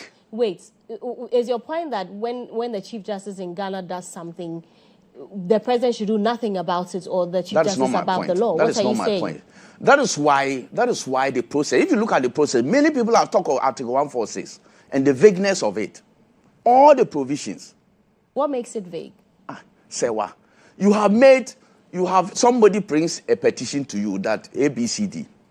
Then the president then looks at them and said that, look, I have, with the consultation or being advice of the council, that thing, advice or consultation, I don't even see the need. Because if the president doesn't want to do it, those consultations and advice will not matter. Of course. I mean, there are cases. It is a precedent. It's actually not even binding on the president. It is not binding. The advice or even consultation, those things are not binding on the president. If the president wants to do it, the president does it. And I'm saying in this matter, President John Dramani Mahama wanted to proceed with the thing. I am saying that others have received. You are saying that, look, let's come to the issues that you raise. If the CJ does something and the president, a petition is brought, that petition must be thrown out. Look at the grounds for which this woman was removed. That's not the issue. What is the issue? You are saying that the president sought to remove her. And I'm asking you. But there was a committee that sat over it. No, forget about committee. Who set up the committee? Who set up the committee? But it's a constitutionally. That is what I'm saying. Before the committee, there's a process before the committee was set up. First of all, when the thing is brought, I'm saying that some of those issues that were basis for this woman's removal were brought before another president, weren't they? They were proof. Oh, some. I'm not saying the same thing. Some. And they seem to be frivolous. And I asked you. Yes. Should the decision of the other president It is not binding. That's why I'm saying you should allow me to explain. Please explain. I am saying that if this thing was not contrived, I do not see why a sitting president will want to remove the head of third government based on these issues. And I'm asking you again. Yes. What then is your point? That when the head of the judiciary allegedly commits an offense, should the president look away? The president will have to look at the weight of those allegations. If you look at the weight of those allegations that you are president, you see that these cannot warrant removal of head or arm of government. What do? You throw it out, but like the others did. The president received a committee's report. Do you realize that? Before that. I am saying that before it even gets to the committee, why do you think that the others did not set up committees? Because the first point that they received, they saw that those issues were frivolous. But this president thought that they were not frivolous based on the petitioner's allegations. He said that they were not frivolous. That is why he set up the committee. And what's wrong? I am not getting to that. I'm getting at finding prima facie case. That's my level. So you shouldn't have found a prima facie case. That's my point. Based on the issues that were the even committee brought out. Look, sir, let's come to the issues. At least the secretary to the president brought out some of the issues. A third of our government travels.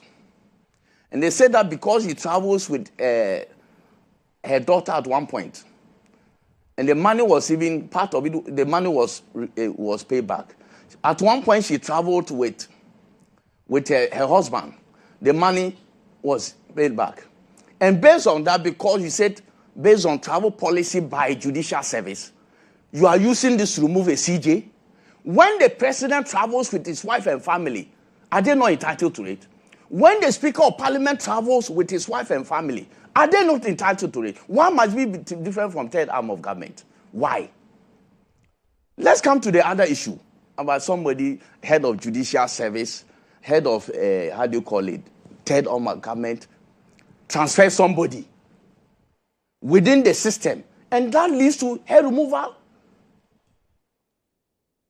Your institutions, don't you redirect people to go to place to work? Somebody is in a newsroom. Look, go to this department. Can't you do that? He said, breach on what? If the person has been transferred and they think that it breaches a human rights or what and what, don't we have human rights court? That leads to removal. So a third arm of government We are in parliament. We have been in parliament for some time now. Doesn't Speaker direct people where to say that you are part of the department, now I'm transferring you to this place? Should that lead to removal of a speaker for transferring somebody? So let me ask. Let me come to the third one. Let me ask you this. I mean, because of time, because you say these accusations are frivolous and even insulting to common sense. So on what grounds should the Chief Justice, or what should constitute stated misbehavior? Serious. To me, I'm not a lawyer. But when you say that misbehavior, if misbehavior, somebody who is entitled to something, is given that thing, and you say that you use it to punish the person, when the person has not paid the money to herself, why? What is even more worrying, that in that committee you have a former Auditor General who has been surcharging people for people. Why are you not surcharging the woman if she has done wrong? By the way, did she pay the money to herself? Where is the spending officer at Judicial Service? Who paid the money to the woman? Where is she? Or where is he, the person? The Auditor General who has been surcharging people for even spending money. Why are they not surcharging the woman? The people they've been surcharging, have they been dismissing them? What is it? The third one. The third one is that she wrote a letter to the president for some lawyers, some judges to be promoted to the Supreme Court. And that is the basis for her removal, that she has sidestepped something that by association and all that has it. Why? That letter, what was the value of that letter? Was it acted upon? Did President Akufo-Addo act on that letter? So this is a basis. Even if the president had acted on that, the final say was not for her. It was a mere recommendation. The president did not even act on it. And this is what you have used to remove a CJ. Look, this country, I have said that. Me, I'm a believer in God. I believe in God. And whatever you do in this country, whatever you do in the world, whatever you do in your life against somebody, you will be paid in kind in one way or another. And this woman, she should have faith in God, believe in God, that all the people who contributed to including the Supreme Court, her own colleagues at the Supreme Court, each one of them will be paid in kind with this that they have done to her. If you are part of, if they think that the woman is so bad, awful, that they cannot even protect their own, tomorrow there will be nobody to protect them when they are in trouble, because they have set a precedent, and that precedent will be left on for time to come. IB. It's never a palatable development when somebody loses his or her job. And so nobody, I will sit here and be excited about the fact that somebody has lost her job. Not just the job, the status, and everything that comes with it. No. But you see, let's be respectful to procedure and the facts. I'll start from here. So, there were petitioners. Unfortunately, in the conversations I've monitored, nobody is paying attention to the rights of the petitioners. Nobody. Nobody has paid attention to what the rights of the petitioners are relative to the claims they have made. So we talk about the fact that the president could have overlooked these flimsy claims against the Chief Justice. We forget the fact that those claims to the petitioners are not flimsy. They are not flimsy at all. To the petitioners, they hold weight. They were impacted one way or the other.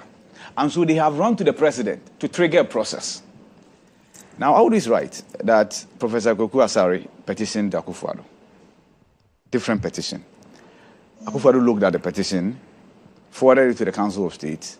The verdict of the Council of State was that. I also cited Professor. Yes, of course. So the most recent one is Professor Akwatia. And I remember engaging Samuel in Parliament, who indicated that they had looked, even before the president could make this public, they had looked at it as a Council of State and that there was no merit. Petition returned. Now, as we speak, aside the 3 petitions that triggered the process, 2 more petitions have been forwarded.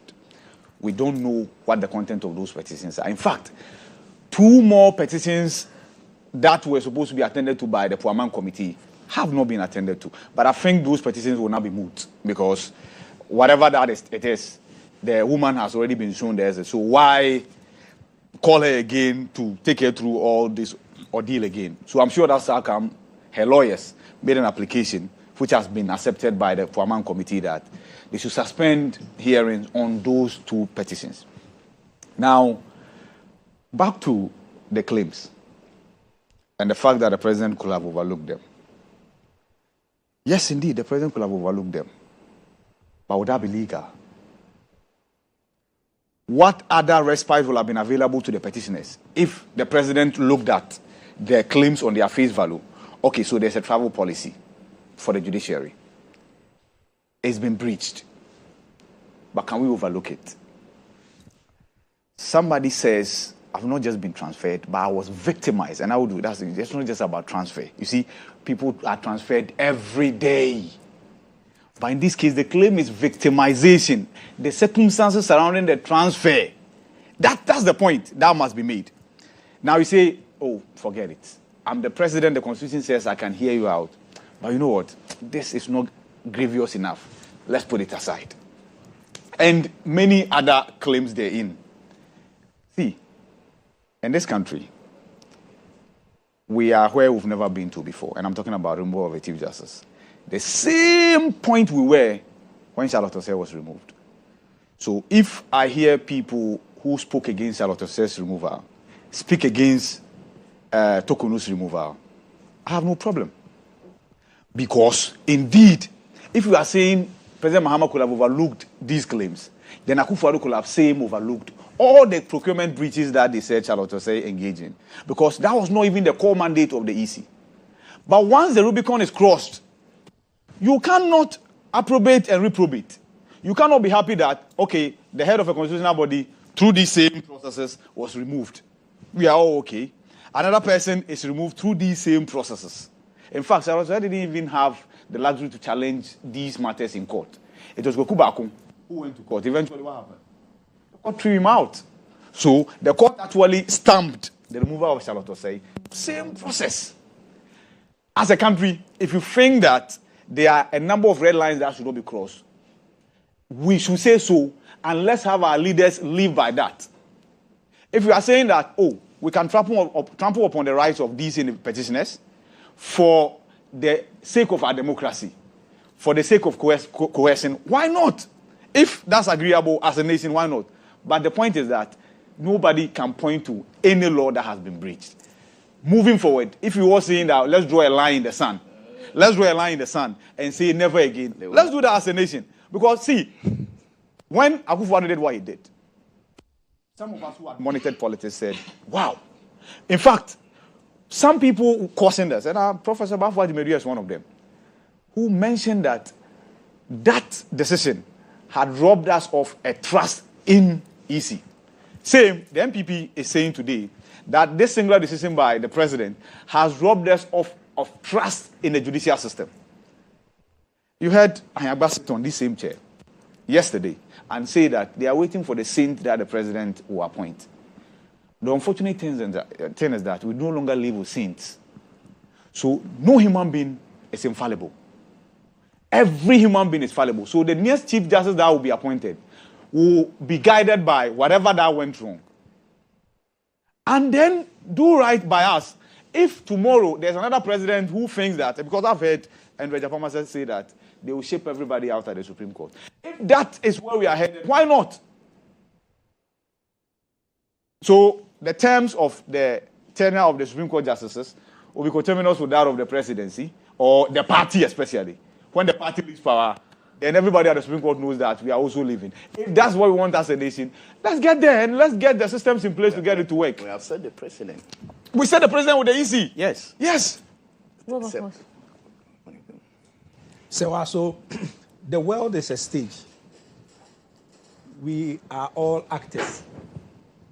So you come on the stage, you act your part, and then you exit. And when you are coming to add to the history, the records. So Mr. Mahama is president today because he is come on the stage to act. When it is time, he would exit the stage and somebody else will come and continue the acting. President Akufo-Addo was president for 8 years. He acted on the stage. We saw him in all his diplomatic engagements, and he has exited. But whatever you do in the period comes to add up to the records. And so the removal of the Chief Justice has come to add to the records. And the records is the records of the current president. One day when he exits the stage, the records will be played. And it will be on record that a Chief Justice was removed when he was sitting at the Jubilee House as the president. Now, the Chief Justice who has been removed, Justice Getro Tokonu, was called to the bar in 1986. If you do the mathematics, it means that this October, she will be 39 years at the bar. 39 years at the bar. When he was called in 1986, she practiced in private life from 1986 to 2004. That was a period of 18 years as a practicing lawyer. In the course of that career, she gained 2 master's degrees, one in constructions law in the United Kingdom, and another one in intellectual property law, also in the United Kingdom. And then in 2004, under President Kufuor, she was appointed to the bench to become a High Court judge. She rose from 2004 to 2025 when she was removed. That's a period of what? 21 years. She rose from High Court judge to become the Chief Justice. President Mills, when he came to office, appointed her as a Court of Appeal judge, following President Kufuor's appointment of her as a judge. And then when President Akufo-Addo came to office, elevated her from Court of Appeal to the Supreme Court, and subsequently became a Chief Justice under the same President Akufo-Addo. So her appointment as a Justice of the Superior Court of Judicature transcended 3 different presidents until she became the Chief Justice. Now, all through this 21 years, she was vetted by Parliament on 2 occasions. So, first as a Supreme Court judge, I think under the 8th Parliament or the 7th Parliament. No, under the 7th Parliament. Okay. That was Kufuor's first term. Yeah. And then by the 8th Parliament for this as a Chief Justice. Yes. Okay. Twice. So the reason why I'm doing this is because this is the record of the woman we are talking about. And all through this 39 years, there is no record of her in any wrongdoing. Not one record. All these 39 years. She becomes Chief Justice, and we say that she traveled with her daughter to Arusha, Tanzania, and then traveled with the husband to another country, I don't know where. I know, say Africa now. Yes, for holiday, which she says that she was entitled to pay her records.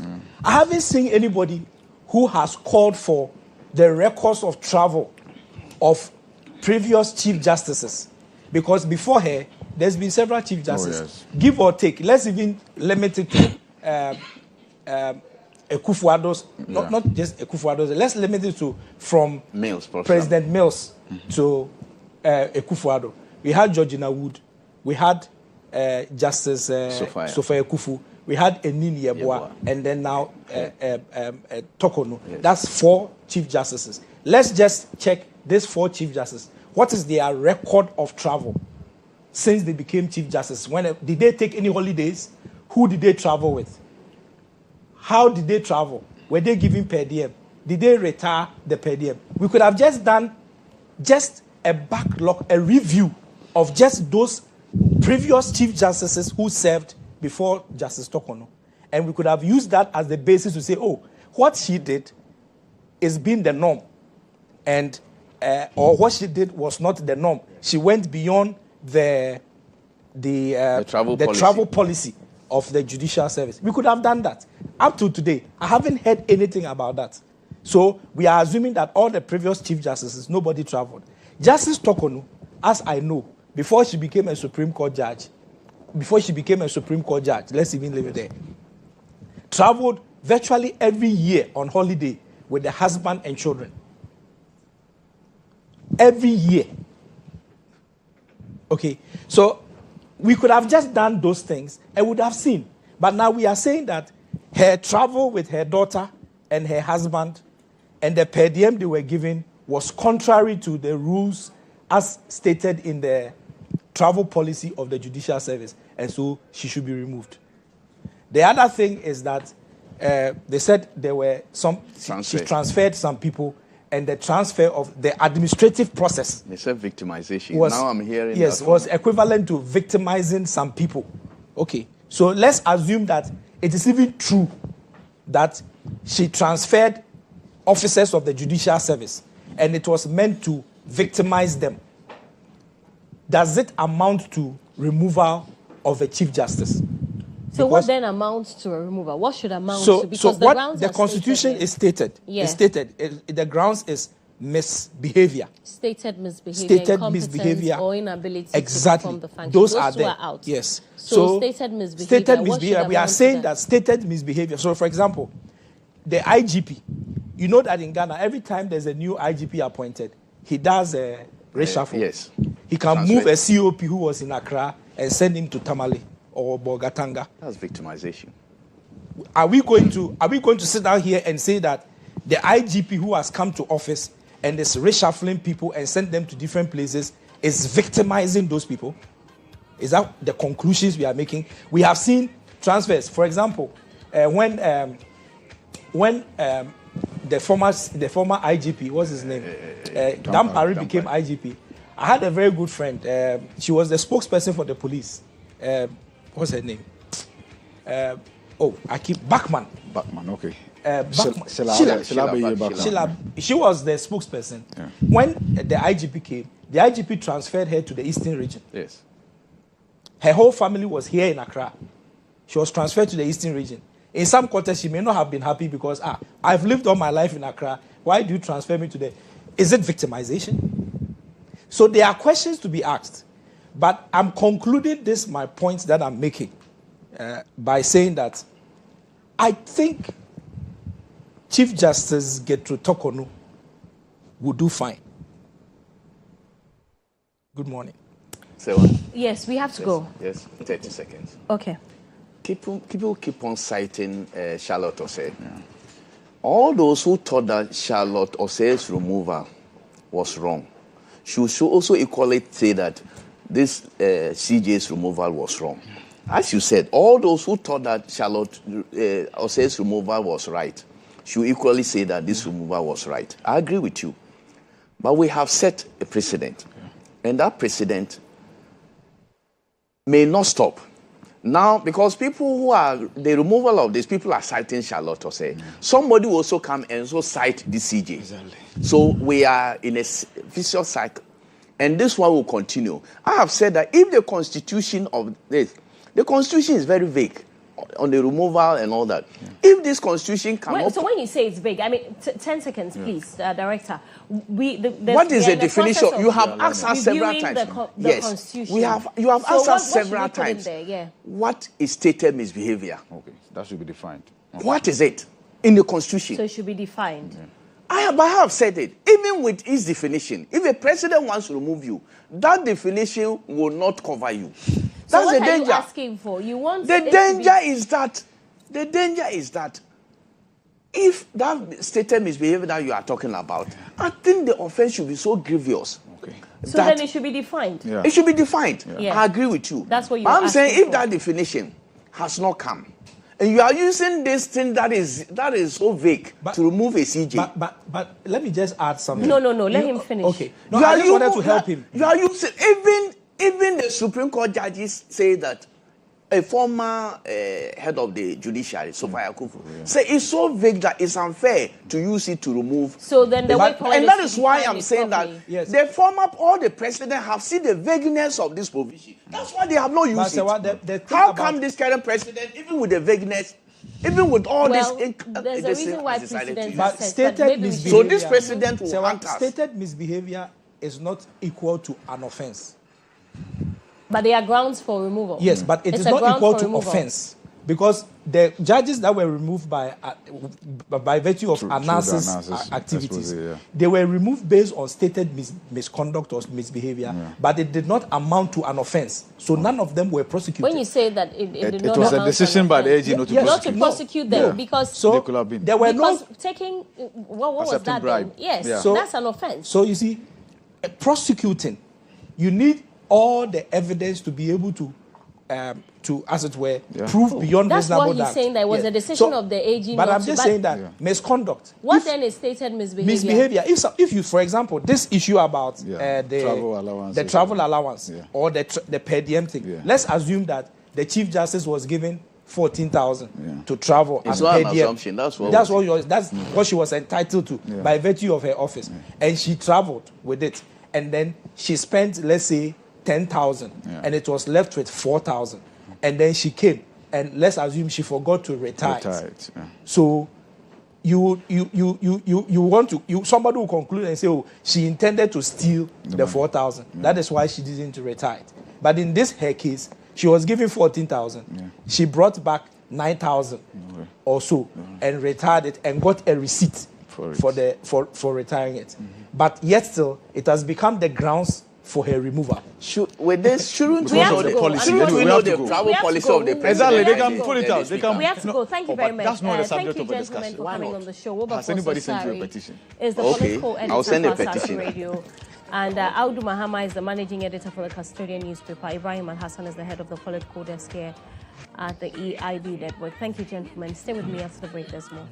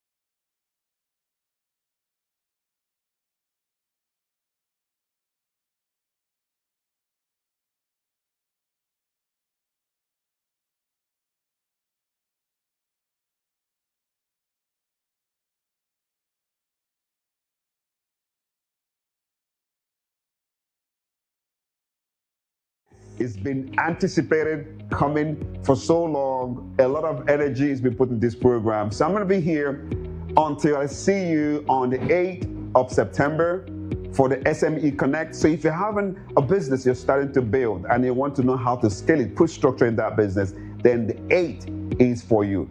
Please reach out to the person on this video and make sure you come in and register. And then if you're a CEO, you have ideas, you have big companies, and you're looking forward to affect your team and build something beyond yourself, then on the night, the CEO Roundtable, we're going to have deep discussions about how to take our ideas and turn it into a business powerful product, all right?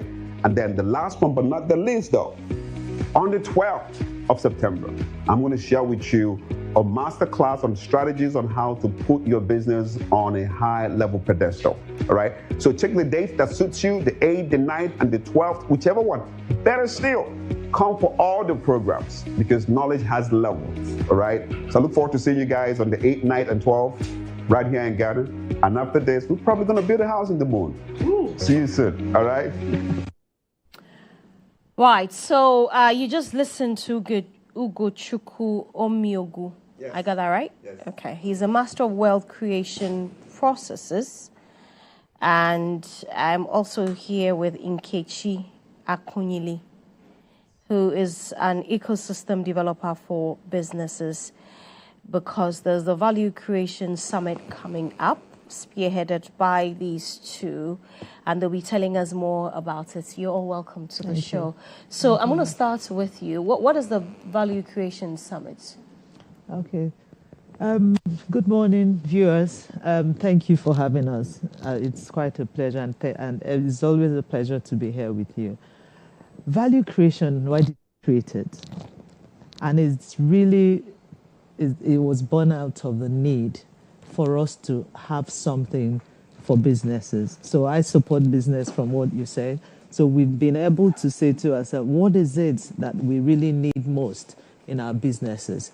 It's a matter of structure, processes, and actually strategies to be able to actually thrive in whatever we're doing. And that's how come we've intentionally done this in such a way as to impact each and every one of the building blocks that we have in our system, which is the leadership, the businesses themselves, and then the people in the business. That's why we created these slots for them.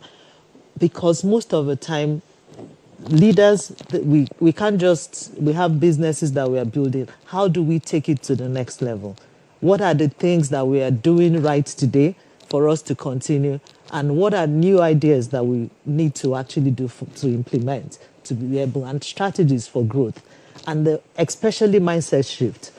The fact that there is a knowledge base that you need to deepen for you to take your business to the next level. So that's how come we put it for the leaders to come in for the CEO Roundtable, because that's very important that you're speaking to like minds. I met Ugo during one of these sessions, and I'm like, Ghana has to experience this, because he comes from gives a powerful insight on how to transform businesses.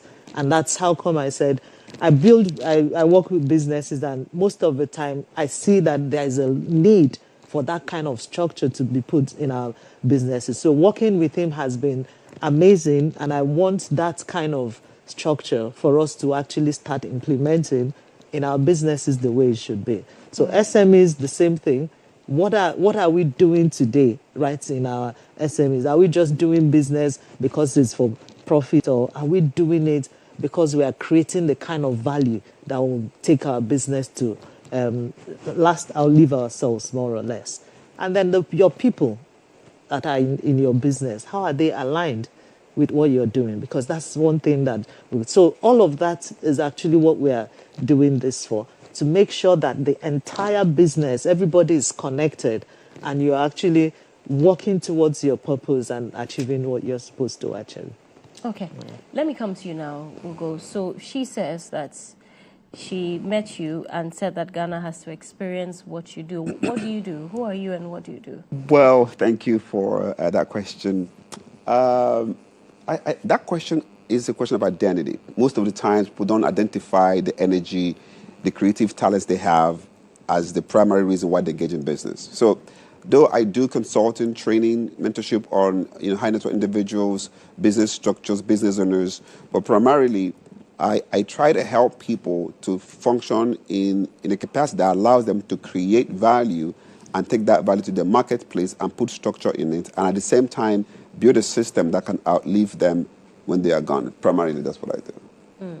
So this summit that's happening, I understand that there are different events happening under the summit. Right. You were saying it's in the video. Are you able to go over it for me again? Yes, so we have, well, first of all, let's give it to her. She's an amazing personality. She's been in my class, business has transformed, and she is actually an example of what can happen when you put knowledge on the right scale, right? Okay. I'd say this to people. Businesses don't fail, people fail. People do not fail. They just don't know enough to create what they want. So on the 8th of September, we have one of the classes for SMEs. And SME is more like small and medium scale business, but that particular acronym also has a misunderstanding around it. First of all, there are no small businesses, there's only small minds. There's no such thing as petty trading, there's only petty traders. So the same business you're struggling with, someone else can take that same business and scale it to the global level. So SMEs needs to come not just to learn how to run a business, but how to transform their mentality to be able to create the kind of value that they want, all right? Then the next day is the night where we have the CEOs Connect. And that is where business leaders, people who have business going on, how do you align and improve the quality of your team members to match with your vision and the purpose for the business, all right? I have seen businesses that are going through hell, even though they have a lot of staff, they have a lot of overhead to pay their staff, cost of running the business. But at the same time, if these people understand how to put structure in the business, they can align their team members with the vision of the company and be able to create a massive growth in a particular scale. And then on the 12th of September, we're going to lay down strategies on how to harness a business process and use that to create massive income for business owners and even those who are starting. Okay. Nkechi, so who can attend? Everybody that has mind to learn. It cuts across everyone. Okay. So when we say businesses, it's not limited. Even sometimes my boss is there and the person below him wants to actually acquire this kind of knowledge because you want to, that's not where you want to be. So business leaders, definitely, but it's all about where your mind is. Some people in the SMEs will call themselves, I'm a CEO, I need to be in the CEO room. So this is not limited. The business owners, the entrepreneurs, the staff in the employees are there, and especially, and I love always to look at our public servants, because that is also a place, that's a pool of talents that we need to develop in our country, that are the ones serving us and the taxpayers' money. We need to get them to work the way we should and hold them accountable. Empower them, give them that mindset that it's to create value that they need to actually do doing this work. Okay. Where is it happening? And when does it start? Okay. Yes. So all of them, they're all at Accra City Hotel. On the 8th, SME Connect, like he rightly said, CEOs Roundtable on the 9th, and then Vivera, the Wealth Creation Strategies on the 12th. All of them at Accra City Hotel. Okay. And how do participants register? Okay, so it's on the screen, valuecreationsummit.accessviewafrica.com. That's the registration. So if you go there, you have every step, each and every one of the program, and you pick the one you choose. But the good thing with this is that if you have a combo, it's even better for you, because there's something to take inside each and every one of the programs. So if you're an SME, of course, you will say you want to do SME, but you're a CEO too. Why won't I be in that class to listen to what the CEOs are saying? There is a wealth creation aspect of it. Why won't I do that? Why won't I bring my staff for them to be empowered to drive my business too? So it's really an all-encompassing package. I call it a cocktail. Okay. How much is it? So for the SMEs Connect is 1,500. The CEO roundtable is 2,500, and then the wealth creation strategy is 1,200. So if you want to attend everything, do you get a discount or some package? Yeah, we can call us and we can work out something for you. Okay, how definitely. do they contact you? You seem to want her to answer everything about the event. Well, she's the one hosting me, and then she really wants to make this thing happen in Ghana, and I'm here. That's fine. So tell us. So how do they contact you? Okay, the number, you can call the number 0544 330216 to reach us. Yes. Okay. And I realize that sometimes people register for these things and they're unable to attend for one reason or the other. Are you able to refund to them? Trust me, if you register for this, please attend, because the value is invaluable. I don't even want to, I've never thought of that, honestly, because I know that we love our money so much in Ghana that anybody that registers for this, you registered for it because there's so much value that you have seen in the content and what we're bringing on. And I would really appreciate if everybody tries to actually make it. But yeah, definitely. Okay, I'll give you the final word. Okay. I mean, there are people who are watching, they haven't sat through your class before. I want you to give them a reason to attend the summit. So if you're struggling to scale your business, actually now is the time to learn how to scale businesses. If you're finding it easy to understand the concept of raising capital in your business, then you need to be there on all of these days. And if you have an issue on how you can get your team to be aligned with your vision and then run that business as though their life depends on it, this is the time to come there. Like I always said, you see, wealth creation is a science. Any result you have that you cannot repeat, the first one was a mistake. I have seen people brag about the result, the money they have made, and after 2-3 years, they can't even account where the money went to. So 90% of the time, it is not so much about what you've done, but the processes you've observed and how you can repeat that process, and more importantly, transfer this process to your next level so that people can take advantage of what you've built and continue to build after you've gone. Yes. Thank you very much. You have anything to say you want to add?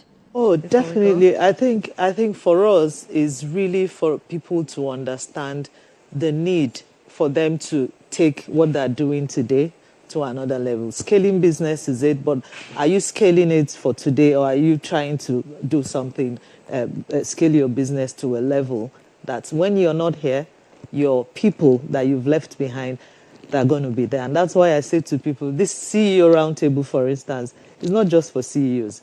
It's for your team, because you can't just take that knowledge, this kind of knowledge on your own. You're building succession, so you have to have people in the room that will actually align with your own vision and be able to take your business beyond you. All right. Thank you very much, and all the best. Thank you so much. With your events, all the best as well. Thank you. Nkechi Akunyili is an ecosystem developer for businesses, and Ugochukwu Omiogu is a master of wealth creation processes. Thank you so much. Stay with us. After the break, there's more. The Ghana movie industry is dead.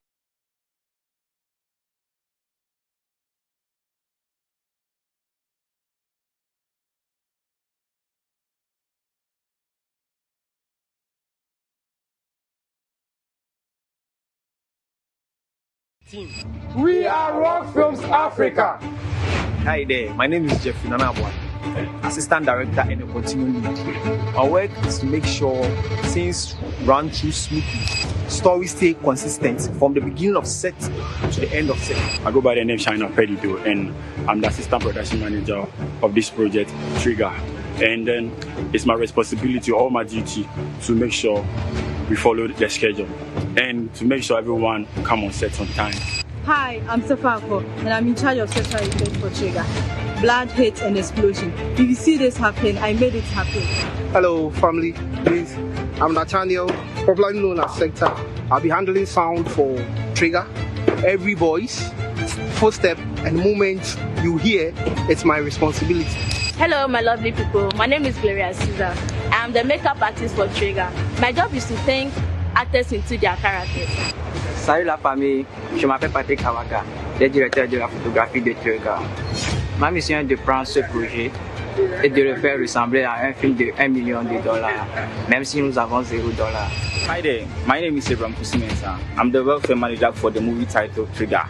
And my job here is to make sure that everyone is fed well and well taken care of, and everyone's satisfaction is also attended to. Hi everybody, my name is Akwatia, and I am in charge of props and costumes for Trigger. This is my team, and we are going to prove it that we don't need millions to shoot a powerful story. All we need is the vision and the courage to make it real.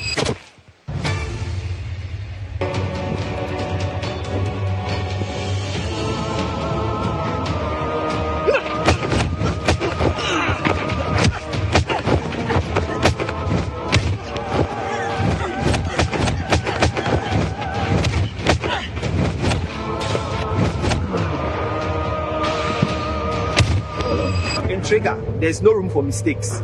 Every second counts, and I'm here to make sure we don't waste any. We are going to make it happen.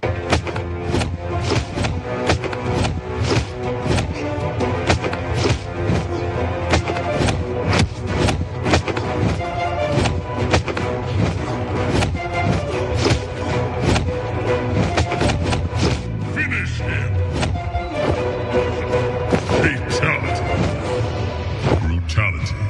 Flawless victory. We are about to make a full feature film titled Trigger with zero budget, no sponsor, no big investor, just pure creativity and a team that refuses to give up. We are about to make a full movie with zero budget. Whoever is interested in this project should reach out to us on the numbers on the screen or follow us on all social media platforms, Rock Films Africa, especially on YouTube, because we are going to be updating you from day one to the end of this project. Note, we are Rock Films Africa, and we are going to change the Ghana movie industry.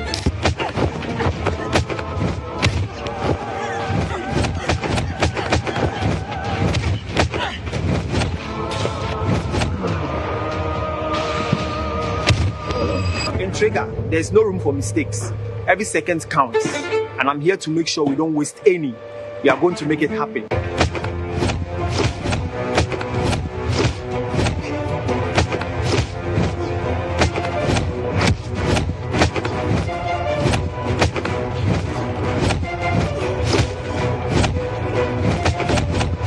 Finish him.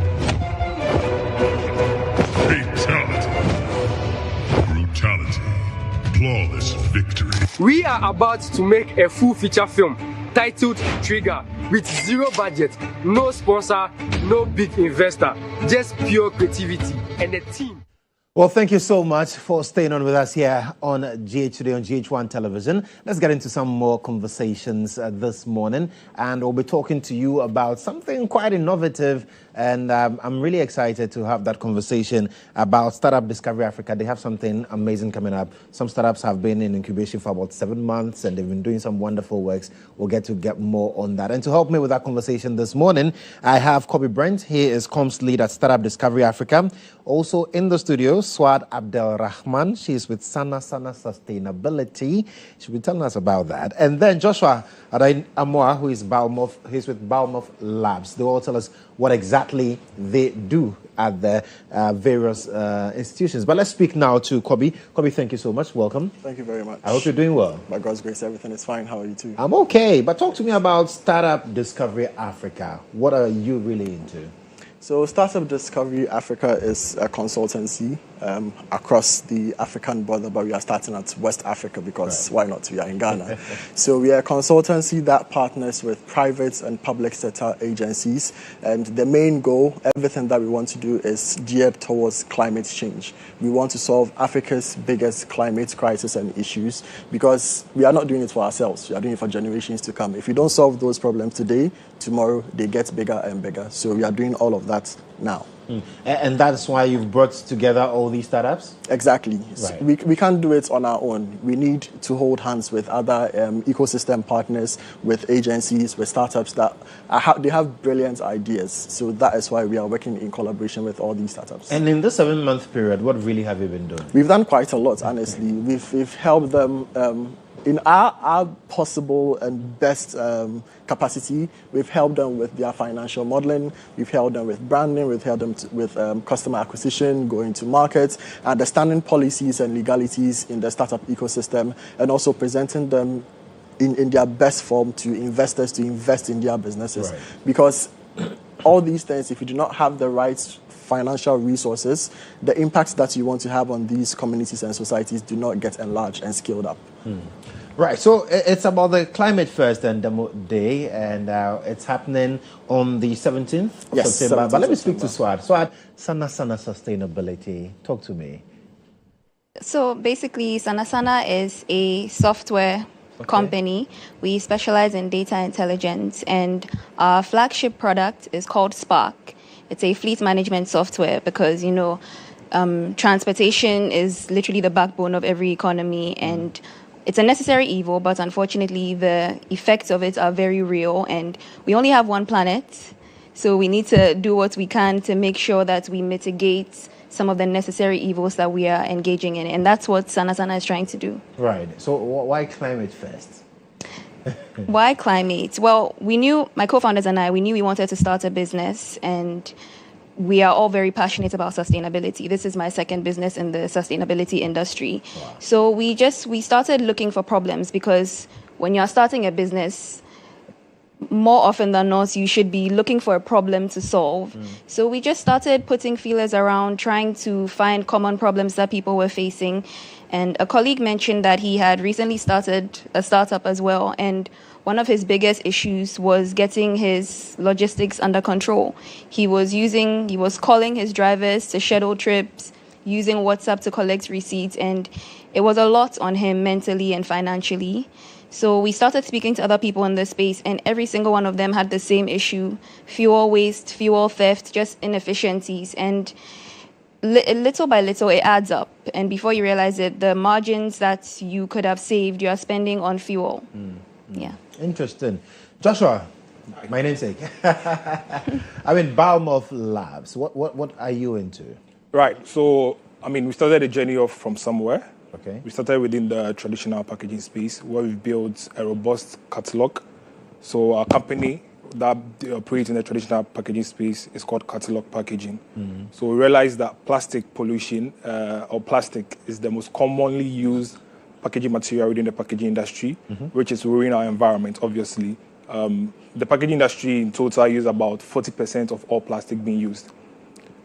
So that's what we started off with, to find an alternative for plastic packaging. So doing that, we realized we could use paper as an alternative to do that. And that's what we're doing at Catalog.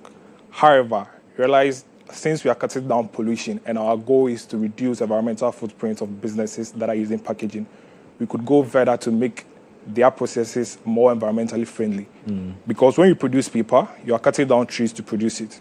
Statistics show that about 4 billion trees are being cut down every year to produce paper to service the packaging industry. So we realized we don't necessarily need to cut down trees, but we could use alternative fiber sources. And that's where R&D and Biomorph Labs is doing, to use alternative fiber sources to produce paper to service the packaging industry. So that's Biomorph Labs. Charlie, then you are big people, though. But Kobe, talk to me about Climate First and Demo Day happening on the 17th. What exactly are we doing on that day? So Climate First is the day that we want to amplify our voices. It's the day that we want to show the world what we are doing, especially in Africa, because off the back of investments and then scaling innovations and all, Africa receives marginally very little funding.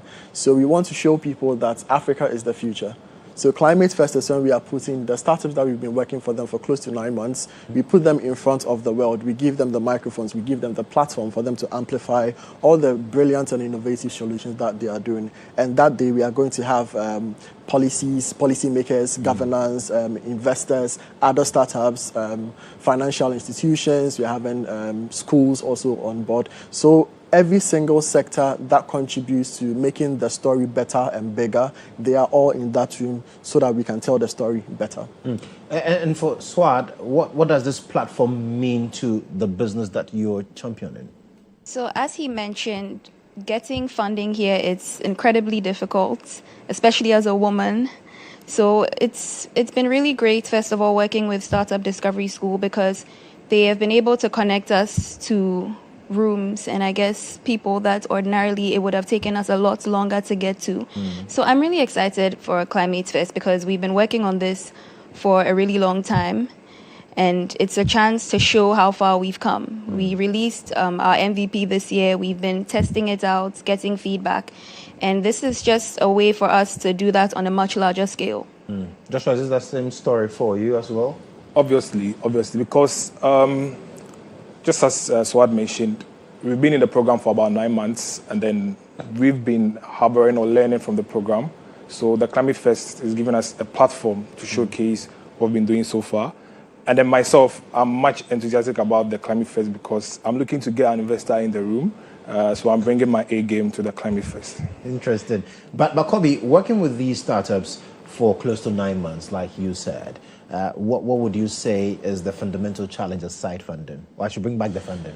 If you put the fund aside, you bring it back into the conversation because it's an integral part of the main challenges that they face. Because if you want to do something and you do not have the finances to do it, someone who is doing something that is off or wrong, who has the funding, they would overshadow you. So having the necessary finances to back all these innovations is very crucial.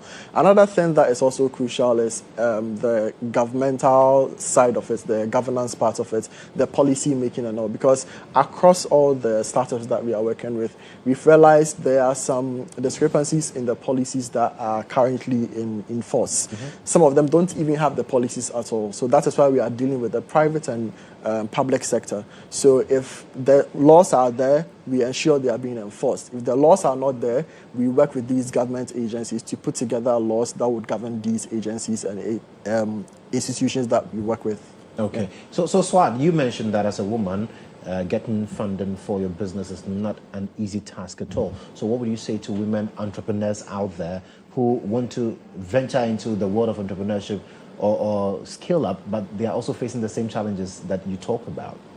Well, one thing that my co-founders and I always discuss is anything is possible. We very much operate on the basis that if it can happen to anyone, why can't it be us? And it's difficult, but it's not impossible. And one thing that we've learned in the space, take this advice with a pinch of salt. Some of the very things that may work against you could end up being, to your advantage. So, for example, there's going to be a lot of situations where you are immediately discounted because you're a woman. But then there's also going to be situations where people are willing to give you a chance because you're a woman. Absolutely. And sometimes it's bittersweet because it's like, oh, you're giving me a chance because you find me beautiful. But when you get into the space, it's about what you do with the opportunity. So just be open to the ups and downs of the journey. Nothing is impossible. Other people have done it. You can do it. Just keep at it. It may take long. So Another really important thing is to try to stay away from the stories that you see in the media where it's, oh, this person worked on this idea for 2 seconds and then they got 500 million funding. It's okay if yours takes 5 years, 10 years. It doesn't mean it's not coming. Just listen to the feedback, know why you're doing what you're doing, and just keep at it. All right. Joshua, what's the biggest lesson you are walking away from this startup journey with? Well, the Startup Discovery School, our 9-month journey has taught us a lot of lessons. Before, our focus was largely on just operating within the traditional packaging space because that was also solving a problem. I remember during the environmental day, the president announced that the government is putting policies in place to ban the use of plastic and styrofoam, yes. Which means the alternative will be paper, which we are operating the space. So obviously, there's an opportunity for us to capitalize on. But I realized that paper obviously is sustainable, but then we can go further to use alternative materials instead of cutting down virgin trees, which is in line with circular economy principles. Absolutely. So for us, that has been a very an important eye-opener as part of our participation in the Startup Discovery School. Okay. So, Kobe, it's happening on the 17th. Where is it happening? How can people be a part of it? It's happening on the 17th at the British Council. You can sign up. So you can RSVP on our website, startupdiscoveryschoolafrica.com. Hopefully we meet the right people, and I know we will, because if we don't solve the problem today, it will be a bigger problem tomorrow. Absolutely. Thank you so much, guys, for coming. And I wish you guys so well. And I'm waiting that the next time we have a conversation like this, it will be to say you've met someone who's investing like $1 billion in the business. Then we scale up. All right, thank you very much. All right, so that's the conversation. Beautiful one. On the 17th of September, you can RSVP at the website, and also it's happening at the British Council. So let's be a part of it, and let's get the right people in the right room with the right investors. Let's scale up. We'll be right back after this.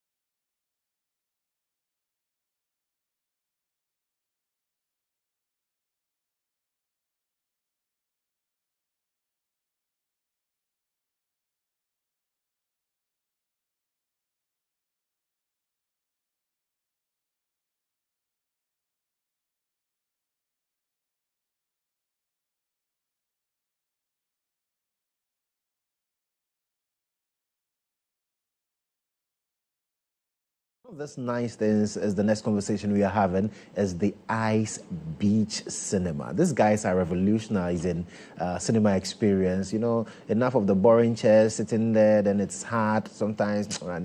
Now we are bringing it differently, and we'll be getting to the conversation shortly. I have in the studio Malcolm Ametefe, a.k.a. Shovesky. He's the team lead, and also Blaise Pascal, who is social media manager. Guys, welcome.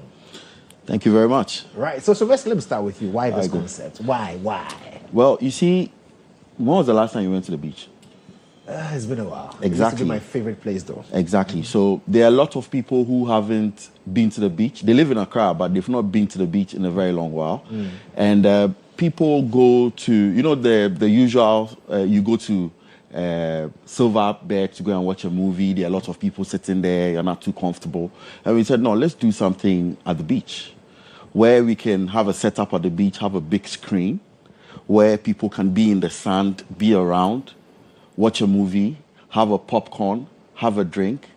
I mean, the breeze alone, I mean, it's a wonderful feeling. Right. You know, so that's actually how come we came up with this initiative and came up with this concept. And it's something that's going to be a monthly thing. So if you miss this one, you make sure you don't miss the next one. Right. Yes. But why Rehab Beach Resort in La? Okay, so it's because we have a good relationship with Rehab Beach. Right. They have a whole establishment. I mean, their place is nice, and you know, it's also a popular place. So it's a place we want to make a go-to anytime you think about beach. You want to go to Rehab. Rehab. Yes. Interesting. Let's talk to me. What movies are we going to be watching at the beach? Are we going to be watching Bushia action movie or what? Just expect anything. Any movie, okay? from let me say blockbuster, drama, all kinds of any movie that could make your day, movie that can make your day. Just expect anything. We are not right. It's not going to be a boring season. You know, for our traditional way of enjoying cinema has always been the standard cinema, a screen in a four-wall room. Okay, so we are trying to do something unique, more enjoying. That's the reason why we are actually combining the magic of film with the beach side, the beauty of the beach. Okay, so it's going to be a whole new experience. Yes, amazing. But when I go to the traditional cinemas, I get popcorn, I get drink. That's it. Well, in terms of what to eat and what to drink. When it comes to the beach, I mean, what's happening? Yeah, I mean, so I'd like to take that. You see, you don't even always get popcorn and a drink. You buy it. True. Trust me. But this one is part of the 200 cedis. Oh, stop that. That you're paying. Yeah. You're getting a Bell Ice drink, and you're getting like a popcorn. 200 cedis. Come to the beach, the breeze, the feeling, the vibe. Wow. Come on. I mean, you don't want to miss this one. But is that what it's limited to? Can I order something because I'm at the beach? I want to, get some finger foods. Exactly. I like that. You see, so at the beach, at rehab, there's a lot of, we have drinks. It's like a restaurant and all of that. So there's enough that you can buy and eat. Right. If you want to have other cocktails, you order for it. So the movie is actually going to be between an hour, 30 minutes to 2 hours. So if you're done with the movie and you still want to be around and chill with the vibe, maybe you've seen somebody that, as you're watching the movie, you've been admiring, it's a good opportunity to actually exchange contacts, network, meet some business partners, meet people that you can meet. You can actually meet your destiny helper there, because the category of people coming is a big deal. And I'm sure people watching are like, Charlie, stop the talking. When is it? I'm sorry, we can go to the place. When are we getting this experience? Because you mentioned that it's going to be monthly. Yeah, it's going to be monthly. So it's happening on the 13th of September. Okay. That is next week, Saturday. It's happening at 8 p.m. You need to be there on time. Because the movie is 1 hour, 30 minutes to 2 hours. So you come, then we start the movie. Once we start the movie, the whole ambience changes again. God damn it. You understand? So then after the movie, then you can actually, now socialize, now enjoy other things that it comes with. Yes. So the 13th, that should be a Saturday? That's a Saturday. That's next week. Saturday. Next week, Saturday. At Rehab Beach. At Rehab Beach. It's Allah. Yeah. So, if you take your phone and you go to your map, your Google map, and you type Rehab Beach Club, it will just pop up, and it will take you straight there. Amazing. Yeah, it will take you straight there. Interesting. But how are there numbers people can call in terms of joining, or can they follow on social media so we don't forget the date, because it will be a travesty of justice. Yes. Okay. So we are all on the social media platforms. Right. We are available everywhere. On X and Facebook, you can get us Ice Beach Cinema. On IG and TikTok is Ice Beach Cinema GH. Right. So you can follow us. And the interesting thing is we're actually sharing some tickets. Okay. All you need to do is just follow any of our social media handles, repost any of our posts, and that's it. And you qualify. You get to win tickets. 200 Ghana cedis 200 free of charge. Free. Okay. You get your popcorn, your ice. Christmas in September. So if you watch the screen, yes. If you watch the screen, there's actually like a barcode. I mean, you can actually just scan it. Okay. And then you can do your payment.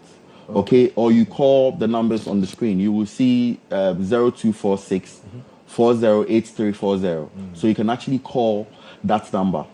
And I would actually, before we leave, quickly, I would want to say a big thank you to our sponsors. We have Bell Ice that are sponsoring us, and we know that this maiden edition is going to go really well, and they are going to do more and better with us. So everybody's watching us, watching to see how we're going to pull it off. And we have Grand Heights also on it, and we want to say a big thank you to ICE, which is I Connect Entertainment, putting this whole thing together, being championed by my very senior brother, John Jermaine.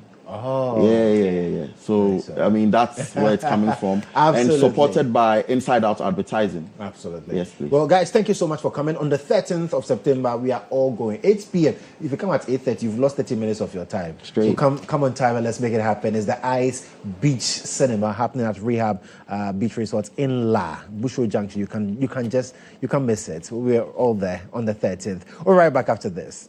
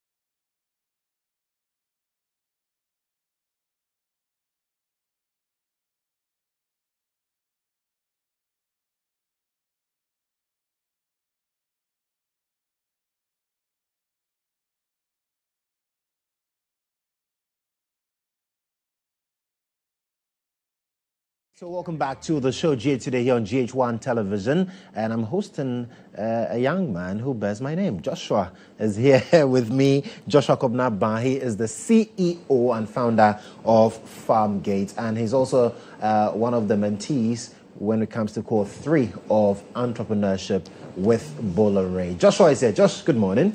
Good morning, Josh. It's nice to see you again. Oh, amazing to see you too, Joshua. Your voice is always refreshing every morning to hear. My head is becoming obolo.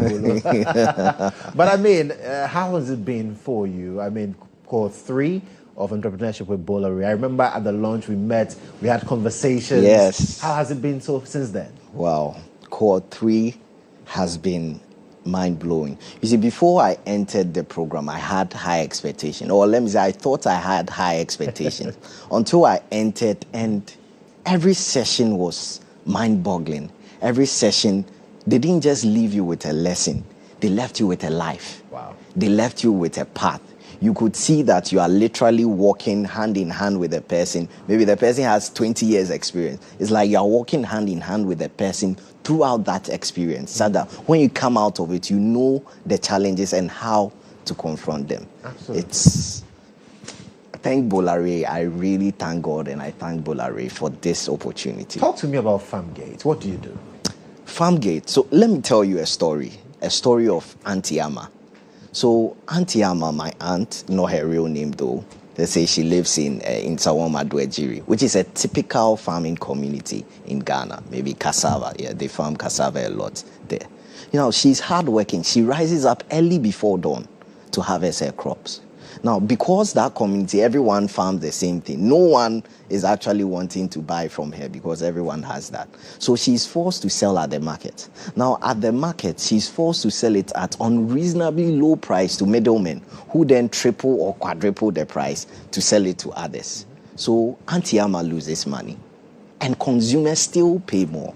So Farmgate is really about helping people like Auntie Amma, because Farmgate is a youth-led digital platform that revolutionizes how food moves from the farm onto the tables. We do this through our web platform, which we call Farmgate. It's an open access and easy to use platform where farmers can list their produce and consumers can make purchases. Right. So you cut the challenge and post-harvest losses and all of those exactly, things. Post-harvest losses. You know, I was talking to someone and I said we solved the issue of post-harvest losses. He was like, but how do you don't do any, to solve that. You don't use any. And he said, okay, if someone harvests and he posts it and he sells, that's all the post-harvest loss.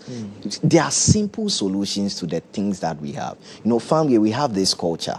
What do you have in your hand? It's in the Bible. Moses, God said to him, what do you have in your hand? What do we have? We have tools. We have technology. Once someone lists their produce and someone buys, solves post-harvest losses, solves food insecurity. Those who need food get it. Solve the problem of exorbitant middlemen. Yes. And cuts all of that out. But how has with BR, Entrepreneurship with Bola Ray, now informed the model that you operate at Farmgate? It has. You know, we are a pre-seed startup doing our MVP. So what this means is that our full product, which is a platform, is yet to fully launch into the market. Okay. Now, the reason why it hasn't fully launched is not because we don't know what we are doing. Because when we came into the program, we discovered something. You see, you don't build just for the customer. You build with the customer. So we had to go back to our drawing table, go to farmers, ask them their views, go to consumers, ask them their views, and iterate the app. So it is this kind of iteration, this learning journey that entrepreneurship with Bola Ray has taught us to actually solve problems by consulting the person with whom's problems you actually want to solve. And previously, that was not something you were doing? No, that wasn't something we were doing. And, you know, we started this year. Right. We started in February. Although last year we had a lot of conversations. I spoke to people, they came around. You know, anyone I spoke to, they just jump on board because they could see that this is a real problem and we can actually solve it by coming together and bringing our skills. What is the most valuable lesson you've picked from with BR? Most valuable lesson. Every every lesson. No, and I'm not I'm not saying this because maybe every lesson has been valuable. But on top of my mind, what I can pick was the last session we had with the High Commissioner to Barbados. Yes. Her session was on leadership. And she taught us a certain virtue. You know, we have different types of leaders. An autocratic leader, a democratic leader, a laissez-faire leader, a transformational leader. I found myself to be a transformational leader, and I stuck there. But she taught us something, that leadership is situational. You shouldn't say, oh, I'm democratic, so... And that's it. Yes. There are times where you have to be authoritative. You have to insist on a certain thing being done well. When those times come, you have to take up that cap. Not necessarily because that's how you are, but the situation demands those things. And that blew my mind away, because I thought, oh, just by being a transformational leader, because a transformational leader is someone who speaks to inspire people. So let's say when I was getting my team on board, I even spoke to someone, and the person wanted to quit their job to come and work for Farmgate. I was like, oh, relax, like we haven't got there. Yeah, so it taught me to adapt to these different leadership styles. Yes. Interesting. And so what would winning Core 3 mean to you and mean to Farmgate? Winning Core 3, you see, for me, winning is not about being first. For me, winning is about picking that impact from Bolare. In fact, if it's about just winning the money, we had a session with Mr. Albert Bigger. And, you know, during his session, he asked us to just pitch around 4 sentences, just pitch. Everyone pitched, and then I pitched. And he put it out for vote. And everyone voted, and I was the best. And he gave me $100 on the spot. But my concentration was not on the pitch or winning or being first. Every lesson, I really just grab it. So I believe in life, if your aim is the higher thing, more than just the price, even the lower ones come by the way. If I want to go to the 7th floor, automatically I would have crossed the 3rd floor. I would have crossed the 4th and the 5th. So those are the things that drive So, Josh, are you going to Barbados with me in November?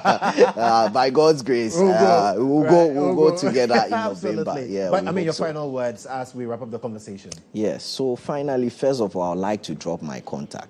Like I said, Farmgate is a pre-seed startup. We are open for investment. We are open for partnerships because we work with people. So my contact is 055 91 26716. Let me say that again. 055 91 26716. And you can find us on IG, Instagram, you can find us on Facebook, you can find us on LinkedIn. And you know, we didn't used to have these things, but entrepreneurship with Bolare will drum it into your ear. So at Farmgate 2025, on all these 3 socials, we are there. I also like to say a big thank you to Bolare for putting all this together. I'd like to thank Pastor Alex, the team lead, always making sure things are running. I'll thank Pastor Ross also for, you know, he has been here with me since morning, and that has been very great. I'd also like to thank Ife to always being around and doing all this. Joshua Kobna, thank you so much. See you at Farmgate, and I wish you well. Thank you so much. I'll pass by one of the lessons. You should. I'll just come through. You should. You really should. We had Imesco come in, one partner, and they were blown away. Absolutely. You should. I will do that. Joshua, thank you so much. Thank you too, Joshua. That's Joshua Kobna. He is CEO of Farmgate and Entrepreneurship with Bolare Core 3. He's a member of that cohort and helping us appreciate that conversation as well. When we come back, we'll be talking about a gentleman who says he's shooting a movie without any budget. Like kwata. We'll get to understand more.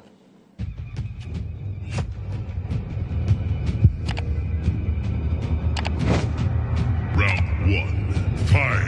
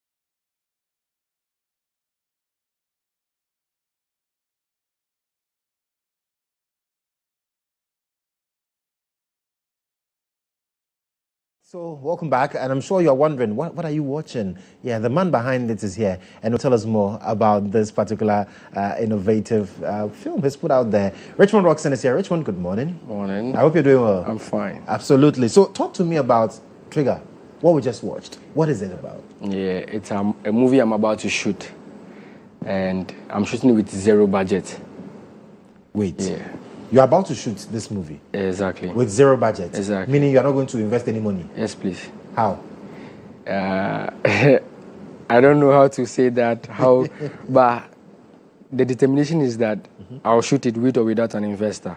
Because over 6 months and above, I started looking for funding for this movie, but I couldn't get the funding.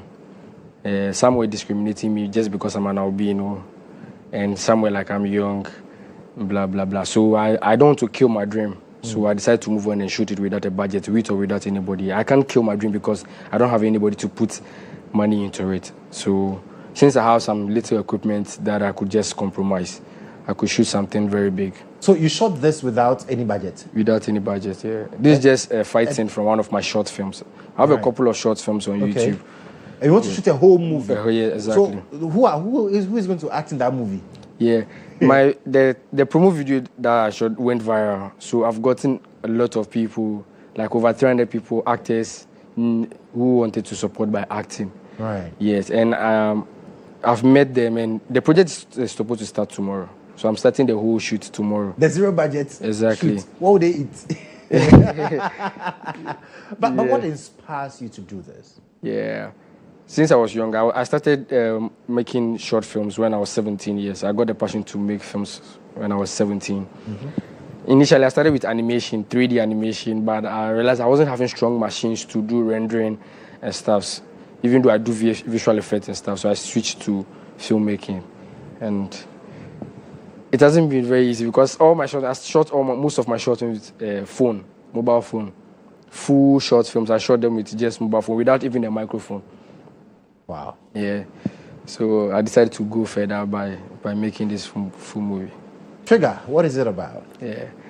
I don't want to give the plot out. I don't want to give the plot out because it's something that's going to hit. Right. But it combines emotion, real stunts, explosions. It's going to be very crazy. It's going to be the first action blockbuster movie. And you're also acting in it? You just let's see what happens. I just don't want to give you any spoiler. We will find out. Yeah. So even though you do not, so as we speak today, you do not have any sponsorship for... I don't have any sponsorship. But you're still going ahead to start shooting tomorrow. Exactly. That's what I said. I'm looking for sponsorship though, or product placements. Anybody that wants to put their product in the movie to add a little money so we can use to feed the cast or buy some makeup kits and stuff. But if you don't have it, we will still shoot my movie. I will still shoot it and bring it out there. So the friends and people who are collaborating with you, what is their motivation for being a part of this? Yeah, it is not easy to get somebody to follow your dream and like be under you and you control them, do this and do it. And I realize they understand the passion that I have, and they agree with me that we are going to make it together. Yeah, so I have a whole team that is working. I'm working with. And all of them are very young. I'm just 22 years old. And none of my team is above 25 years. We are all youth, young. And we all have passion to become filmmakers.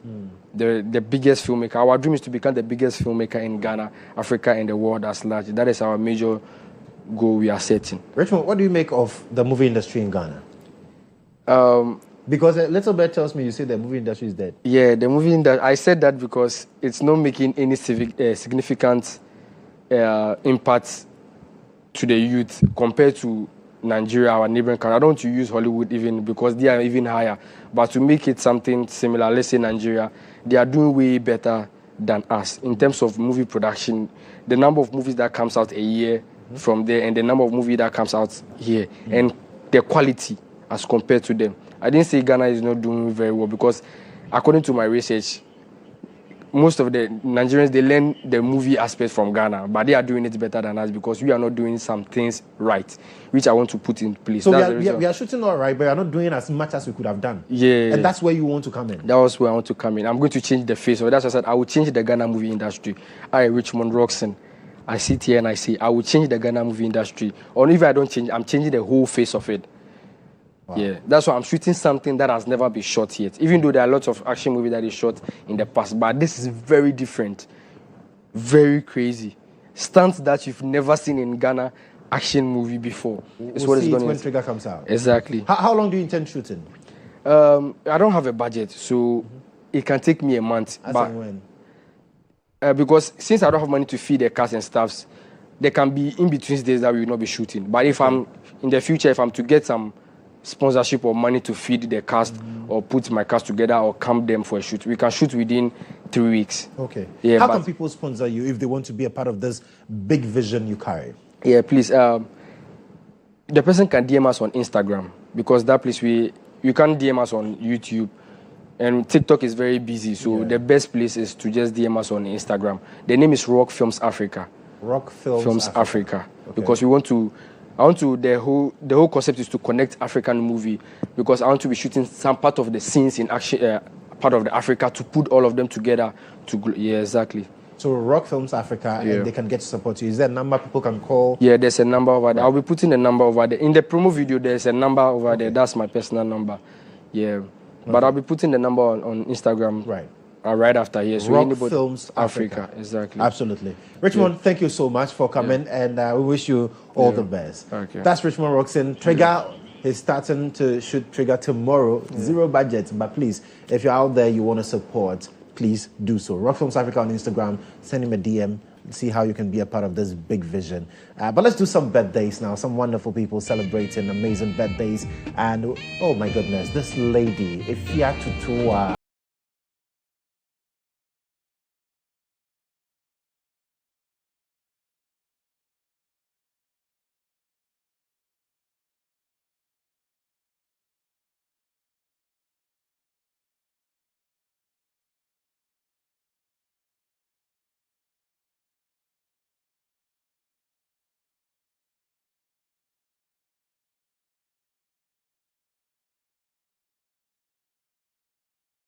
We appreciate you. And this man, see, if you go on TikTok, he's even posted a video of me and him. We fight here every day, but he's one of the people I love so much. So Wedi Desmond is his name. Wedi Desmond, thank you so much. And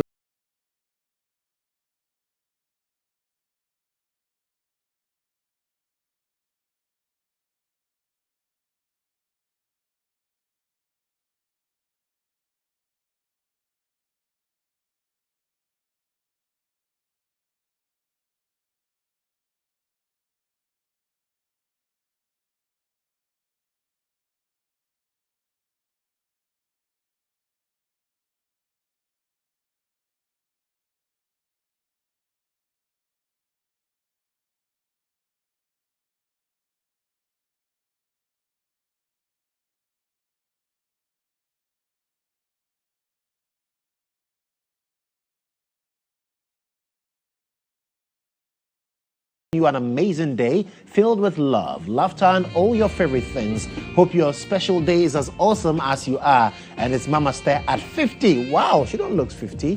She doesn't look 50 at all. My best friend, my miracle child, I want to thank God for your life.